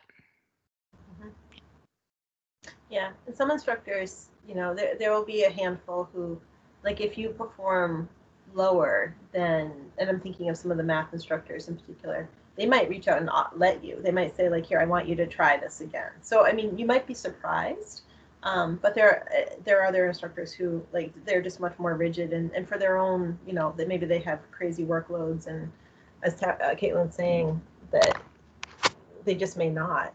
I like to talk about your Goodwill bank account, and that's something that, and I worked at a TRIO program for years before I came to this one, and it was, I didn't come up with it, one of my colleagues did, but basically, if you think about, like, every interaction you have in a class as, like, putting deposits or withdrawals from a bank account, and so, like, in this way, you want your instructors to have goodwill toward you. So if in general you're showing up, you're putting, you're getting your stuff in on time, and maybe even early, you're participating in class discussions, you're not doing the bare minimum, and you're not sort of like, when, as Landy says, it's all on how you approach it. If when you send emails, they're professional and not sort of like, I don't know, whiny and sort of not taking accountability for things, that goes such a long way toward an instructor wanting to, because life happens, man. It happens to me, and when it inevitably happens and something like this happens,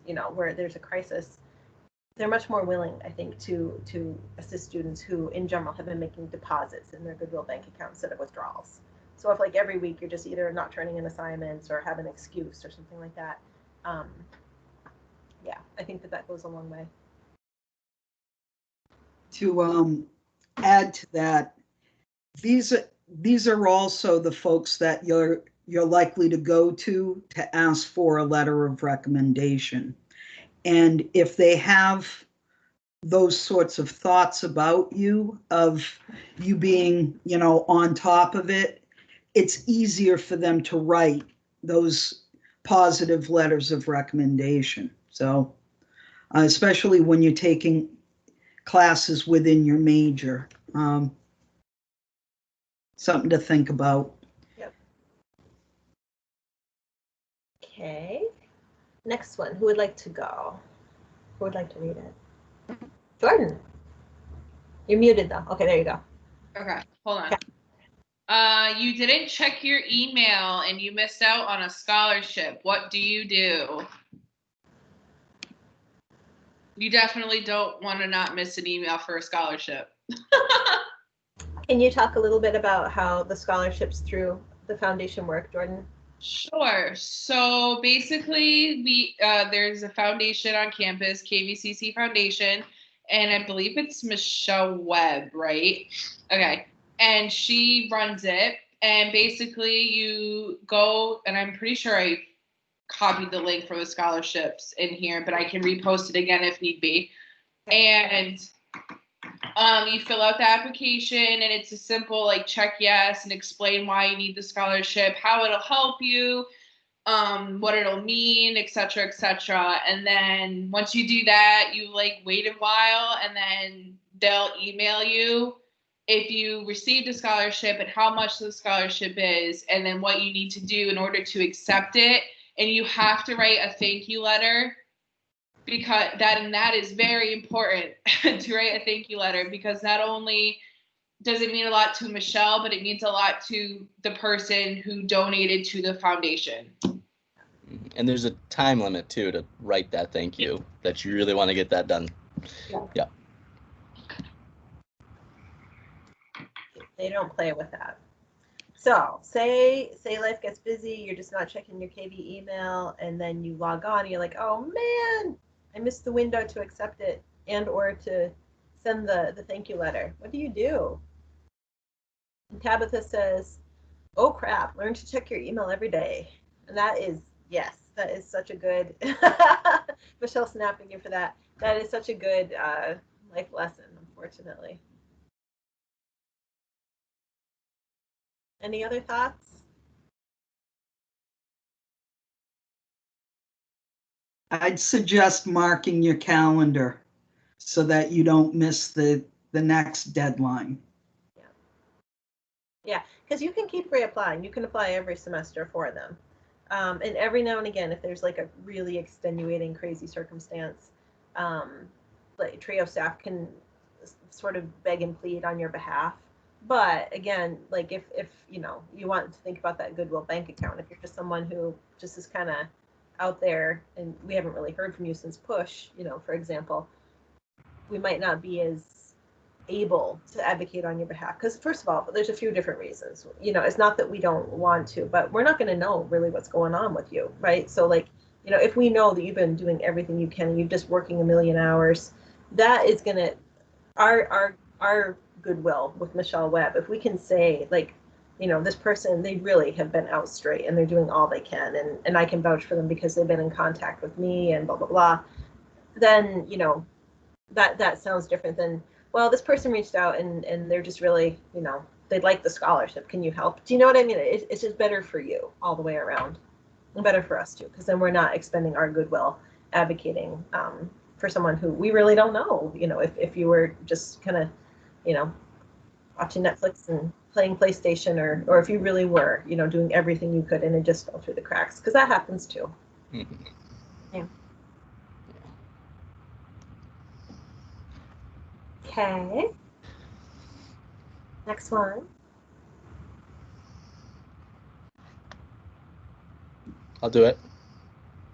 Or go ahead. Yeah, we'll do Go that. ahead, Michelle. You haven't gone Yeah, yet. let me have one, Xander. If I can remember where we left off. Okay. You made it to November and it's time to sign up for spring classes. When you go to sign in, you are blocked from registering because you didn't finish your SOAR session. What do you do? Dun, dun, dun. First of all, does anyone know what a SOAR session is? Okay, neither does. All right, Caitlin does too.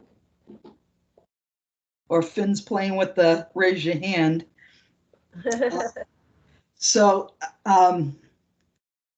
there were some of you that attended Accepted Student Night last night, and they put the big push, CJ, Teresa, and Carrie, encouraging everyone to go in and watch the videos. We used to run a 3-hour student orientation event, and multiple, like at least 12 of them from, you know, between semesters.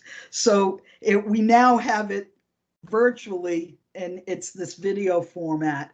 And Teresa, they've made it tight. It goes over all of the different steps and you know, explains that. And then there's also an opportunity for you to book a session to learn a little bit more about how the KV portal works.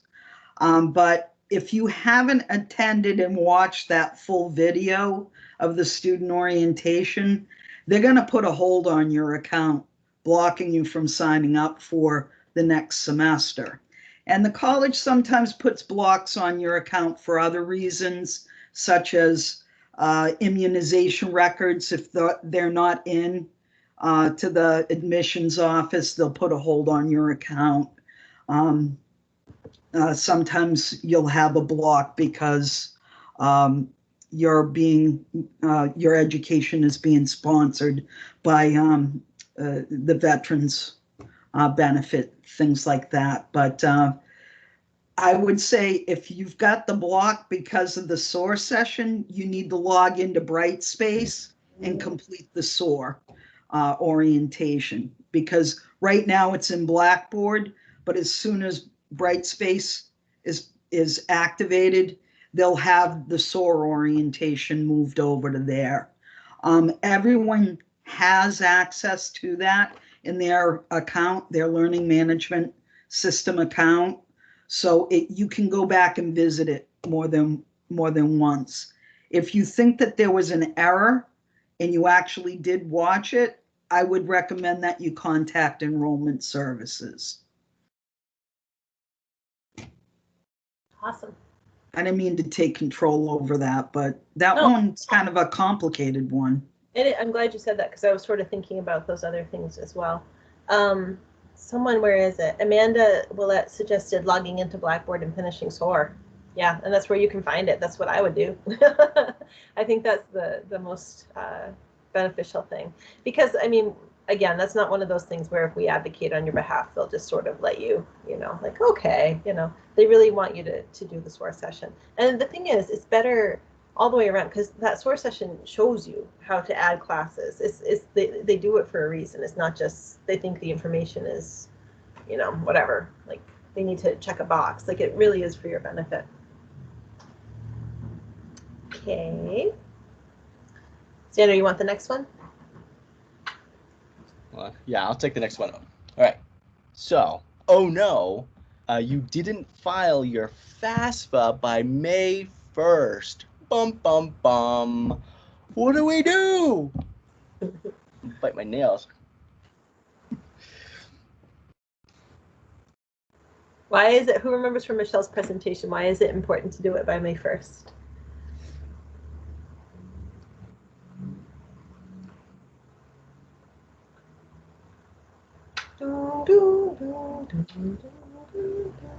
We have a new message. Is someone answering? For extra money, yes, yes. So you get more, you get sort of like priority consideration for different kinds of scholarships, and than you would if you filed after May 1st. You can certainly file like right up. Sometimes students do it the fall semester of when they're there, which I don't recommend. But I mean, it is possible. You can file it later. But yeah, it means state money. Tabitha's right. That's exactly what it is. Yep. So, and you want free money. You don't want loans. You want free money. So what do you do?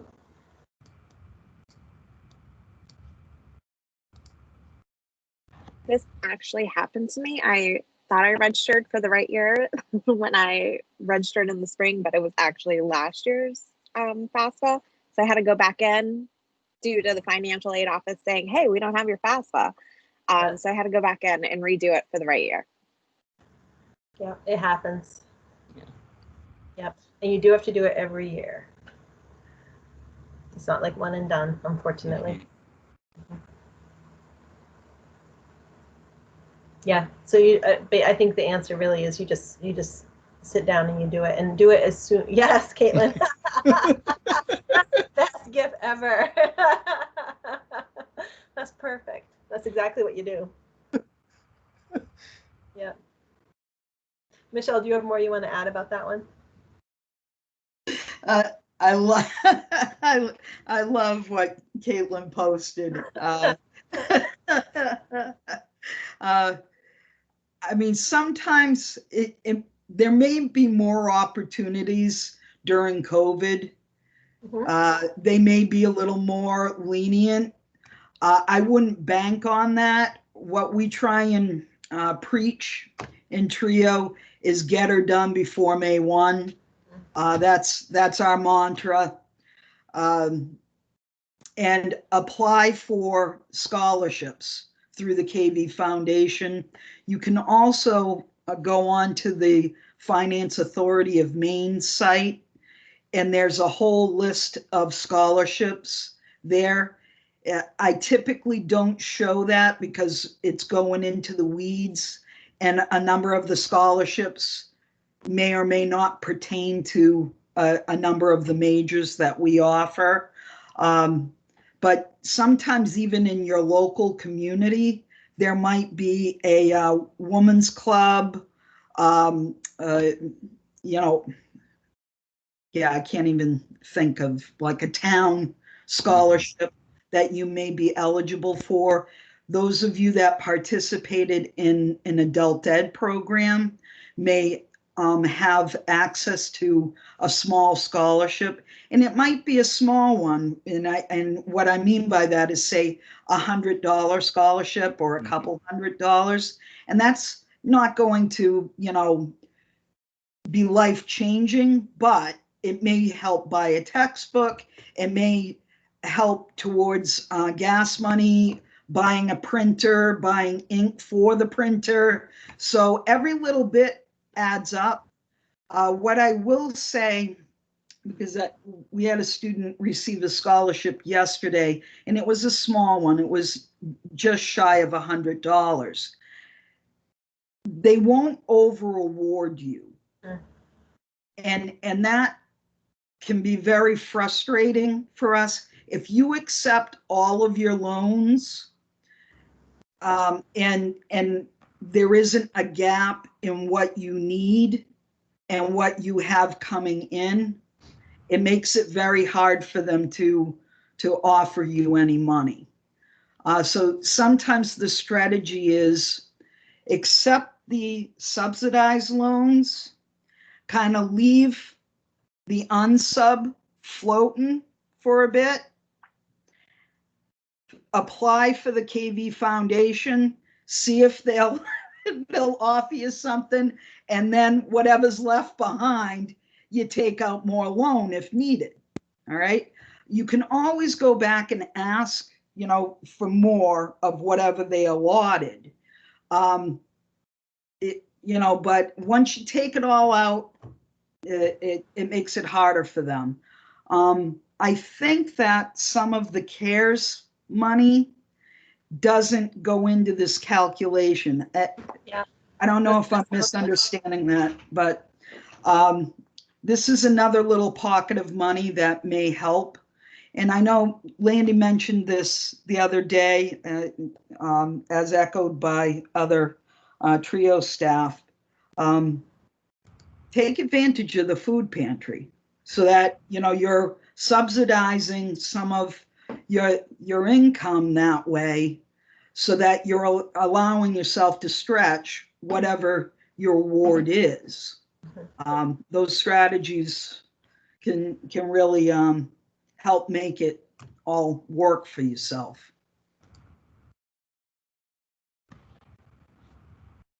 Awesome. So this next block of them have to do with in-person classes, so not just online. Some students are going to be going to actually physically have class on campus. So the first one, you have an in-person class. You arrive at the Alphon campus 15 minutes early, but are not sure where the room is. You stop by the welcome table and ask the person there to help you find your classroom in the Whitney wing.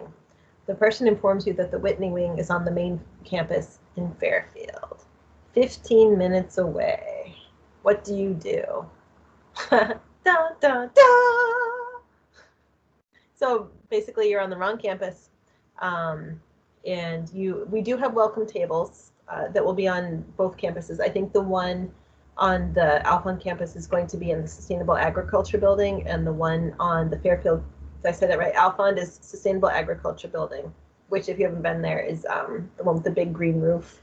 And the one on the Fairfield campus will be in King Hall, which is right down the hall from Trio when we're allowed to go there.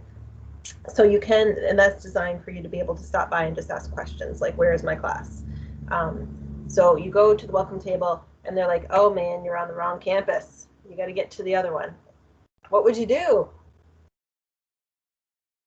I'll be honest with you. If this was me, I would have been so nervous. I would have gone home and just been like, I cannot bear that. I can't bear, the thought of walking in late with all those people. But we don't want you to do that. What would you do?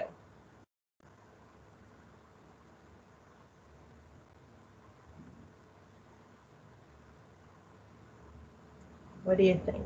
Yes, that's.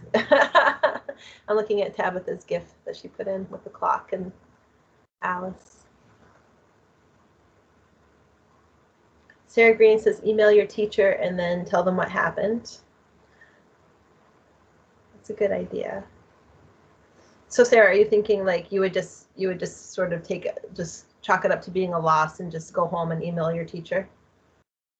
Because they're probably going to be teaching class. They're not going to get your email.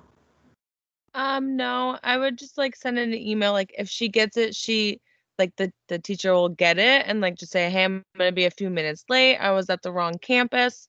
And like, if not, I guess like quietly walk into class and at the end, tell her what happened.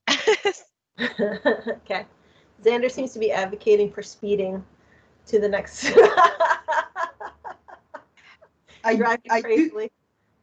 do love Sarah Green's point, though, that, entering class late, trying not to be disruptive, and then talking about it afterwards. That's a excellent point. Yeah.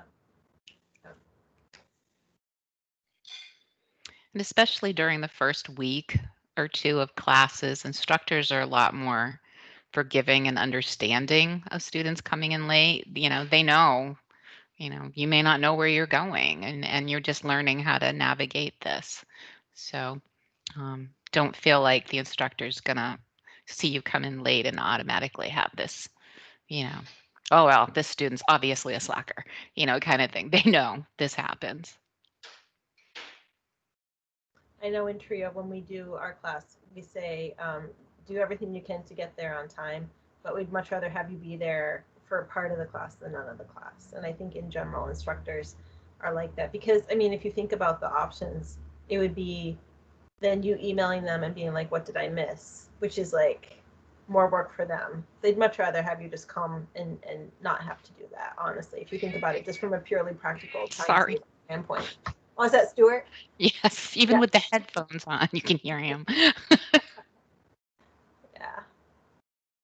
Any other thoughts about that one? And you're probably not going to be the only one coming in late, honestly. That's the other thing I tell myself too, is like there's probably going to be, people who are either like right ahead of me that I didn't see, or there may even be people right behind me as well. Okay, next one. Who would like to do the next one? I'll do the next one. I feel like I have to live up to Xander's, like, I don't know. What's the word? What is that? Theatric. It's theatrics, but there's I can't come up with it. So dramatization. That's close. That's closer, but is this, what's that? Emotive. The physicality. They all work, all of those. Oh, that's great. I don't know. But anyway, you have another in-person class. There, now I kind of sound like Captain James T. Kirk, don't I? You arrive at school, all excited for your first class. But when you get to campus, you remember that you were supposed to download the LiveSafe app to your phone to do the security check before you can enter the buildings.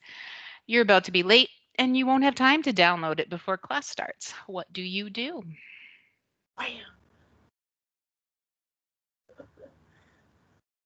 think I was looking for the words dramatic interpretation or something like that. Yeah. You could probably fill out the paper version of it. Yes. Sorry, that was my phone. Sorry. It was perfect timing though. I know it usually is good timing for someone to call. I wish Richard was here because he'd tell you exactly how many seconds it'll take to complete it. Have you guys downloaded the LiveSafe app yet? Yeah, I have. When you do, it's going to prompt you to put in your email address. And the email address takes a really long time for whatever reason to like actually arrive in your email. And right underneath that, there's a place that says, it's really tiny, but it says use phone instead, and it will send you a text. And the text comes through for whatever reason so much faster than the email. So when you do download it, I would recommend that just for time's sake. But yes, as Sierra says, there will be a paper. They're anticipating that because first of all, not all our students have smartphones, right? Some don't have a phone at all. Some have flip phones, and that's just the way we are. And you know, people's phones are going to die, and they're going to leave them at home, and all kinds of things. So they do have a paper and pen mechanism that you can do too. But from what I understand, it's going to be that public safety will be checking that app, and they want to see your green badge for that day when you actually come in the buildings. So they'll have like paper and pen thing you can fill out there. Does anyone have any questions about that? And I think you're going to need to do it like if you just wanted to print something at the Learning Commons. I think anyone who's entering a building at KVCC is going to have that. So definitely something to sort of like wrap your brain around and kind of plan for. Caitlin? I have a question. You may have already answered it while I was gone yesterday. The cafe won't be open, will it? No, I know. It's so good. I miss make your own pasta. I know, and they're not even going to have like if you bring, so you're going to need to bring food and plan ahead. But Yeah. you'll also have to bring like your own utensils, and they're not going to anything that's like they don't want people accidentally touching something and then like say like utensils or something like communal utensils, and then the next person coming and eventually coming into contact with contagion. So I think it's going to be a big learning curve for all of us. I didn't even have classes on campus, but I went and had lunch there when I was working in Fairfield. It was so cheap, $5 you get a whole meal. To piggyback on what Lisa was saying, you also won't have access to a refrigerator to store your food in, nor will you have access to a microwave to heat your food in.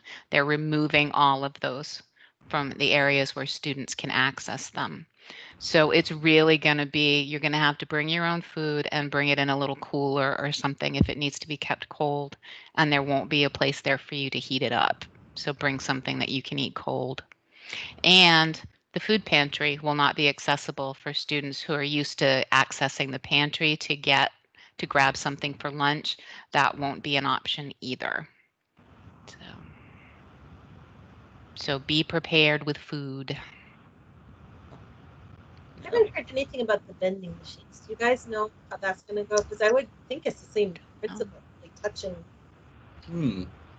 That's an excellent point. I haven't heard anything about it. Yeah, I would think not. I mean, if they're being that careful about everything else. Mm-hmm. I don't know. I haven't heard about that. I'll ask them and get back to you guys.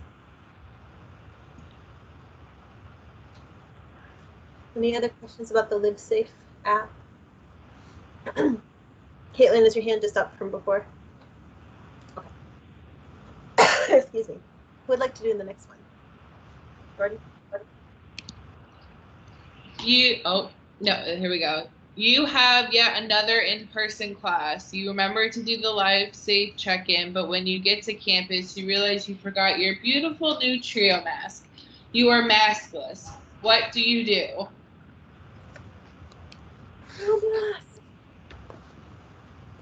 I would try to see if KV has any masks that they can lend out.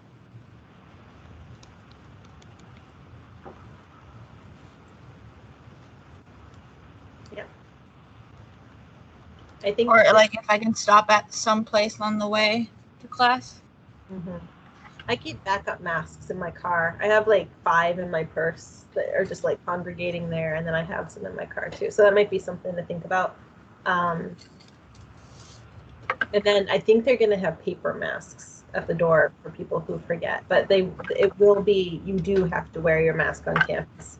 And if you refuse to, it becomes a student code of conduct issue. And from what it sounds like, faculty are to call public safety, and they'll, you know, they're not going to strong arm you, I don't think, but it will be, it's serious. It's gonna, and you'll have to go before Karen Normandin, and it'll be a whole thing that the code of conduct process, like if it goes poorly, it can lead to dismissal.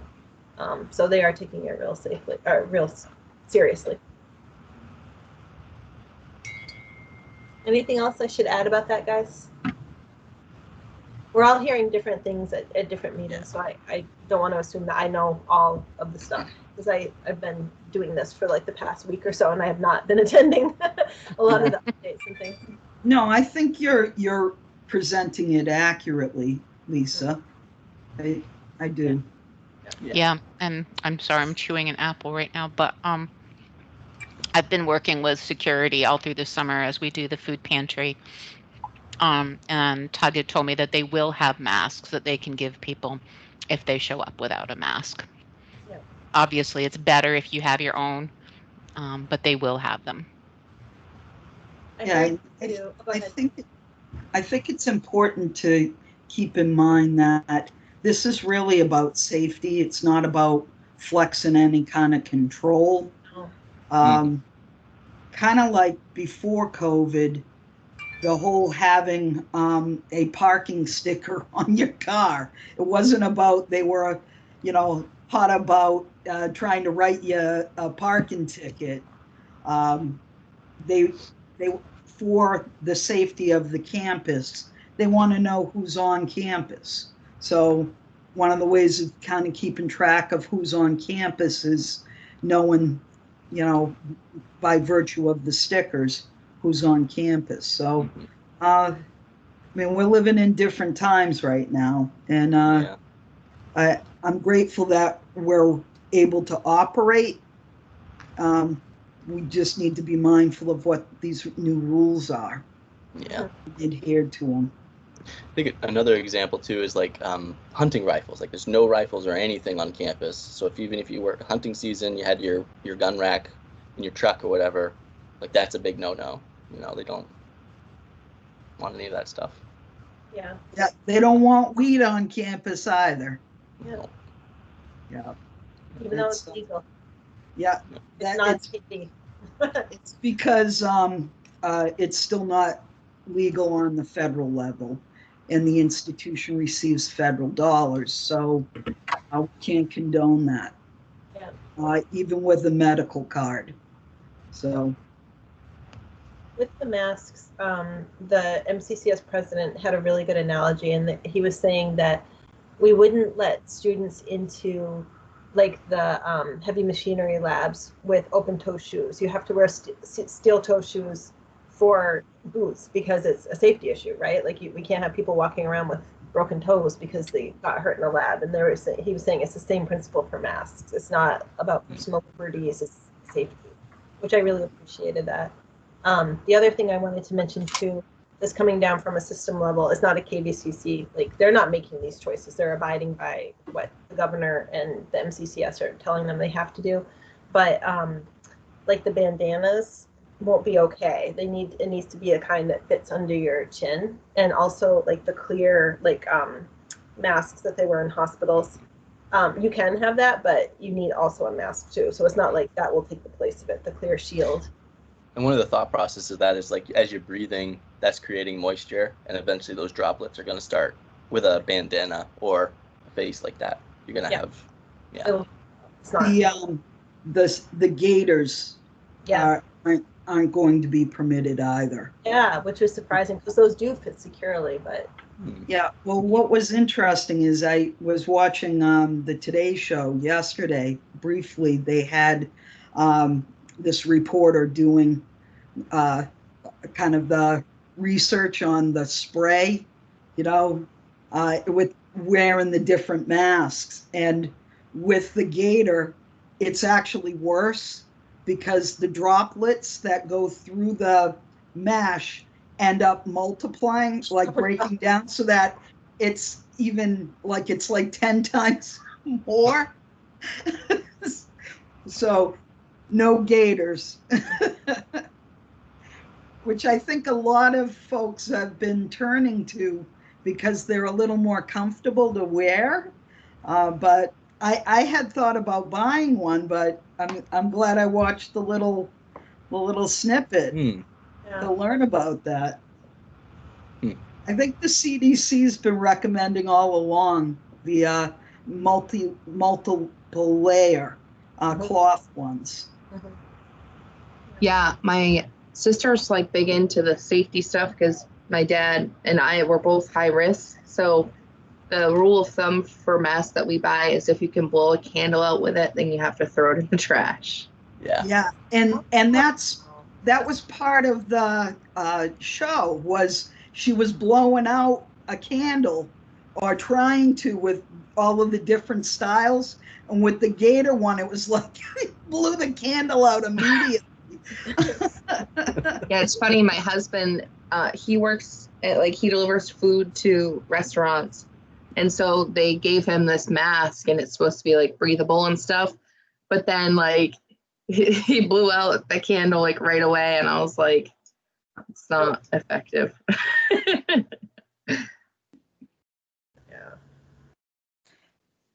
I thought it was a cool test though. Heard of that. Easy way for you to determine it.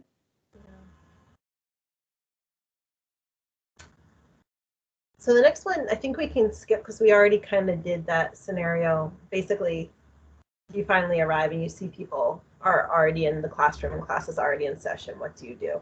And I think I would just advocate go in quietly. Just don't make a big spectacle of it. But go in. Unless the professor said absolutely don't come in. You know, like if class is in session, then you need to stay out. Then, you know, you always want to do what the professor says. Don't do it. Well, Lisa said I should go in, you know, like, so I'm going to. No. But I think, you know, if the professor hasn't said anything, then it's safe to just quietly sneak in. Who would like to do the next one?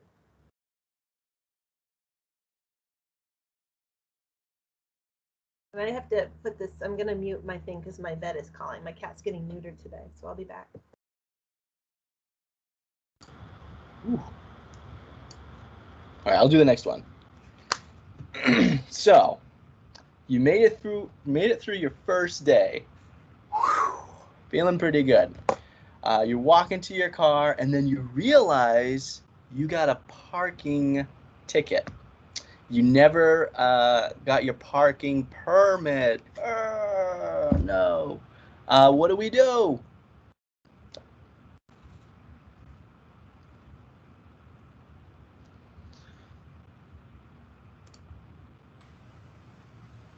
Are they still going to be doing it? So like after a certain amount of weeks, they make it like mandatory for you to have a parking ticket. So like the first, I think, 2 weeks of classes are just warnings. Yeah, that's a good point. Yeah, usually Tug he sends out a lot of warnings, lets people know, emails people, all that stuff. He does a really great job of having warning notes, you know, so hey, you know, notice you didn't have your sticker on. He does that for 2 weeks and stuff like that. And then if you happen to not get the ticket through that time and all that stuff after all those warnings and those emails, it looks like you got a ticket. What should we do? And I just want to add, I know everything that's going on, like you might think that you don't need one because you're not going to be at campus, but even if you go to campus to print something off, you're still going to need a parking sticker. So make sure you have that. Otherwise, after the 2 weeks of leniency, you will get a parking ticket, and you do not want a parking ticket. No. Speaking from experience, you do not want one. Just trying to look out. Oh, you're so passionate. Learn Yeah. from my mistakes. Yeah. Yeah, and Tug is, you know, Tug McDonald, the head of security. He, yes, he'll give you those 2 weeks leeway where they'll put warnings on. But if you do end up, you know, after those 2 weeks with a ticket on your car, you are responsible for that ticket. Just to make it clear, you can go into the security office and plead your case, but I know that Tug he'll be very kind, but he's not going to, you know, this is a learning thing for you. It's not about punishment. It's about correcting your behavior. So if you went to Tug and said, I got a ticket because I don't have a parking permit, what do you suppose his response would be? Well, where's your parking sticker? Well, he might say that to you, Jordan, because he knows you. He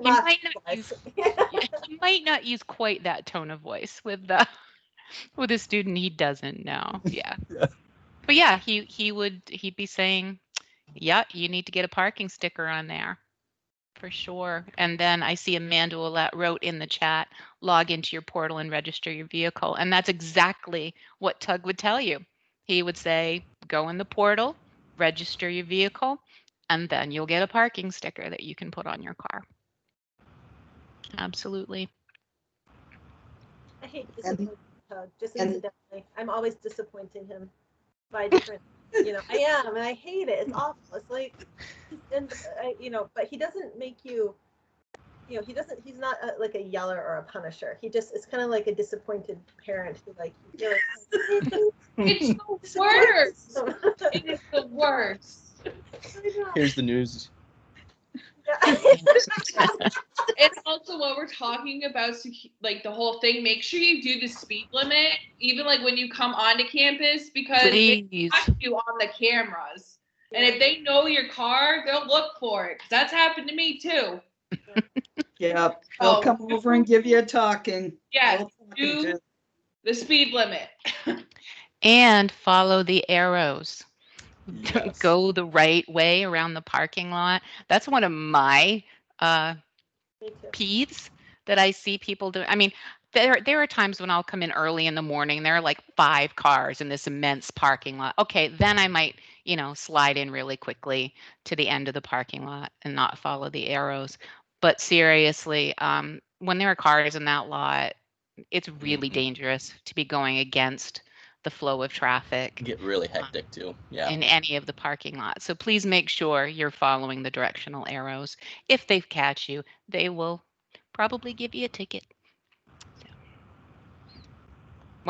I will say that the one thing that I hate the most is I'll go all the way around like I'm supposed to, and because I know there's a spot that I want, but I have to go the right way. And as I'm approaching it, someone comes flying in going the wrong way and sneaks in and takes my parking spot. Then I swear a lot. I have a lot of things to say about that person who just took the spot that I, was trying to get to the correct way. So don't be that person. Don't be that person. That guy.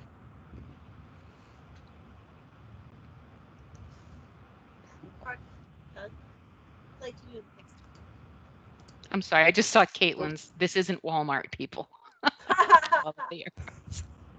Oh, UMaine. Oh my God, UMaine. Like parking at UMaine, Orono is like, we call it the Shark Tank because cars will just like, and you'll be walking, like this was when I was doing a long time ago, but like you're walking from, your building to your car and people will just tail you like the creepiest creeper ever until you get to your parking spot because parking is at least close. I mean, there's plenty of parking, but you have to hike like half a mile, Mm-hmm. Anyway, but it's not UMaine. It's really not like unless you're someone who has an injury or mobility issue. Like the furthest parking spots are not that bad. Okay, next one. I can do the next one. It's Thursday and you are ready for one of your first Zoom classes. When class starts, you soon realize that you missed the first day that was actually on Tuesday. You did not realize that TR meant Tuesday and Thursday, and students are already presenting homework that was assigned on Tuesday. What do you do?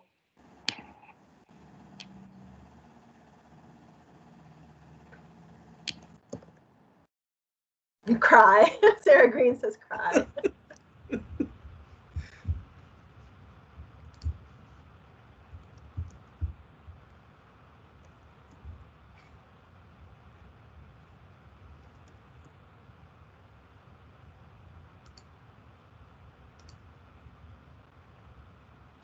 We've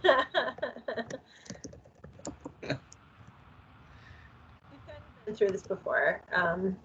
Sierra says, contact the professor and explain the situation / day error.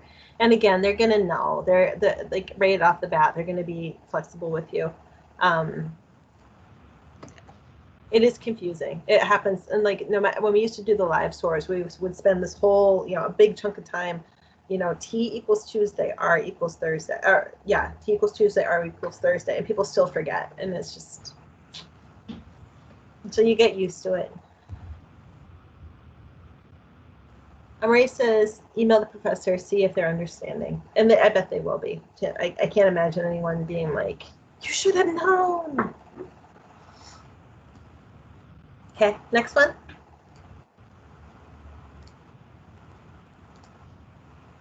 Oh, this is a good one.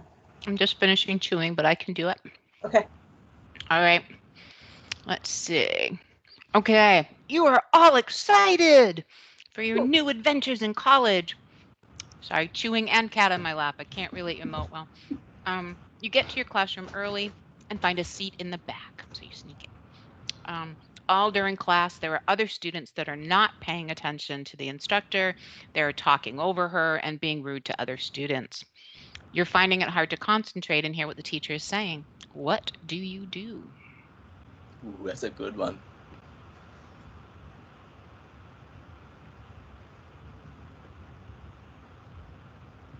Cry. You could cry. You could just make a bigger spectacle of all the chaos and just cry. Wait for the teacher to exist. Move closer.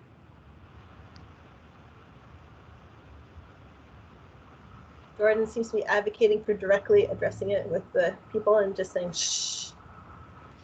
That's how I handle things. Yeah. And if they don't listen the first time, second time's a little bit more aggressive. And it gets more aggressive as they don't listen. Yeah. You could be creepy and like that old lady go, shh. Or you could yell, shut up. I mean, those are all possibilities. Some will be more effective than others, I think. But oh man, that lady's so creepy. Like that's, gosh, terrify me. Like, I publicly apologize. It didn't look that creepy in the little thumbnail. Oh, it's good. I'm quiet now. I tell you. That's how I look when I first wake up in the morning. So. Charles has a good point. If you're going to be early, you might as well be in the front row and make an impact. Yep, and studies really do show that people who sit up front are more successful in classes than people who hide in the back. Good point. Yeah. I know that. Oh, go ahead. Yeah. No, go ahead. Okay. I was just going to say I had this experience when I was in college in a particular class. And I remember how I finally decided, because it wasn't just one day, it was every time I'd go to class. It'd be the same group of people who like it was social hour for them. And sitting towards the front, I didn't have that option. Like where we were sitting the first day was our assigned seat. And because I hadn't been early the first day, I was sitting close to the back, couldn't move. Or didn't feel like I had the power to ask to move at that point. So what I ended up doing was during one of these episodes when everyone was talking, and the instructor was talking, I pointedly raised my hand and said loudly, "I'm sorry, could you repeat yourself? I really couldn't hear you. There's a lot of talking going on back here." So not only did that make the people around me aware that I was displeased, but it also made the instructor aware that this was happening as well. That's what I did, and that worked for me. Yeah, I think the important thing with that is don't just endure it. You're paying for this experience, right? You're paying good money, and at the other end of it is lies skills that if the college didn't think you needed the class to be successful in that degree, they wouldn't require it. And that really is true at the community college level because you have just so many electives. You do have a few things, but in general, like there are whole boards that approve the classes that you have to be in to get credentials to go into whatever field it is that you're, going for. And so, like, you're not getting those skills if people are just kind of like talking and being distracting all around you. So it might be uncomfortable, but it's definitely a good time to step outside of your comfort zone and figure out a way to advocate either privately with the instructor, speak directly to the people who are causing the problem.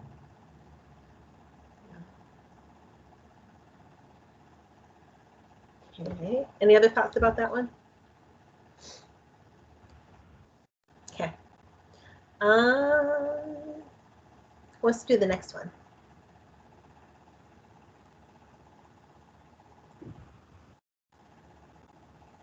Michelle? Okay. All right. You have just finished your last class for the week and you are beat. You signed up for 5 classes and are not sure if you can handle the workload. You're worried because you just got hired for a work study position as well. What do you do?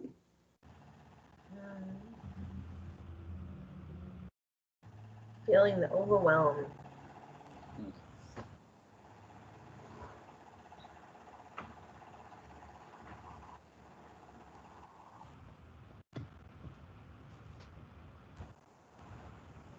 What's considered full-time? How many credits?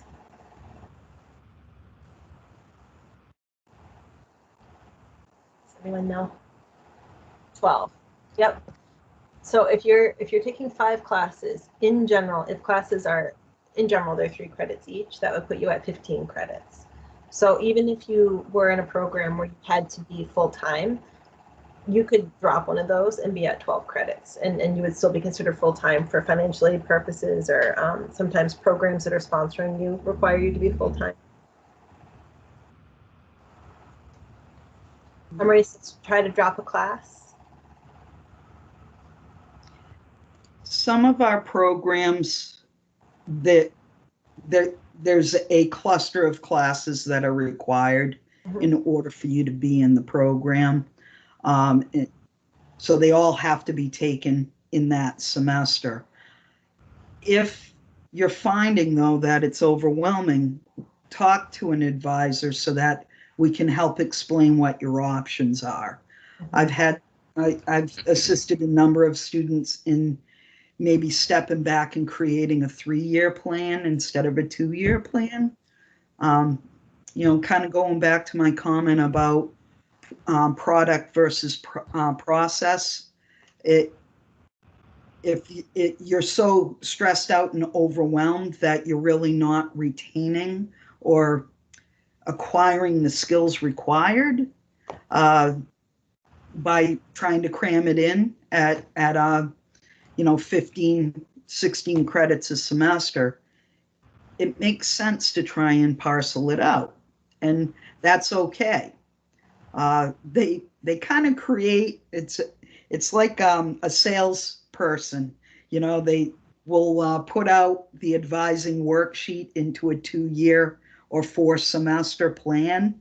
And I think as a new consumer, you think, well, that's how they've got it laid out on the piece of paper. That must be how I have to do it. And that isn't always the case. And that's where a good advisement comes into play to help you to understand what your options are.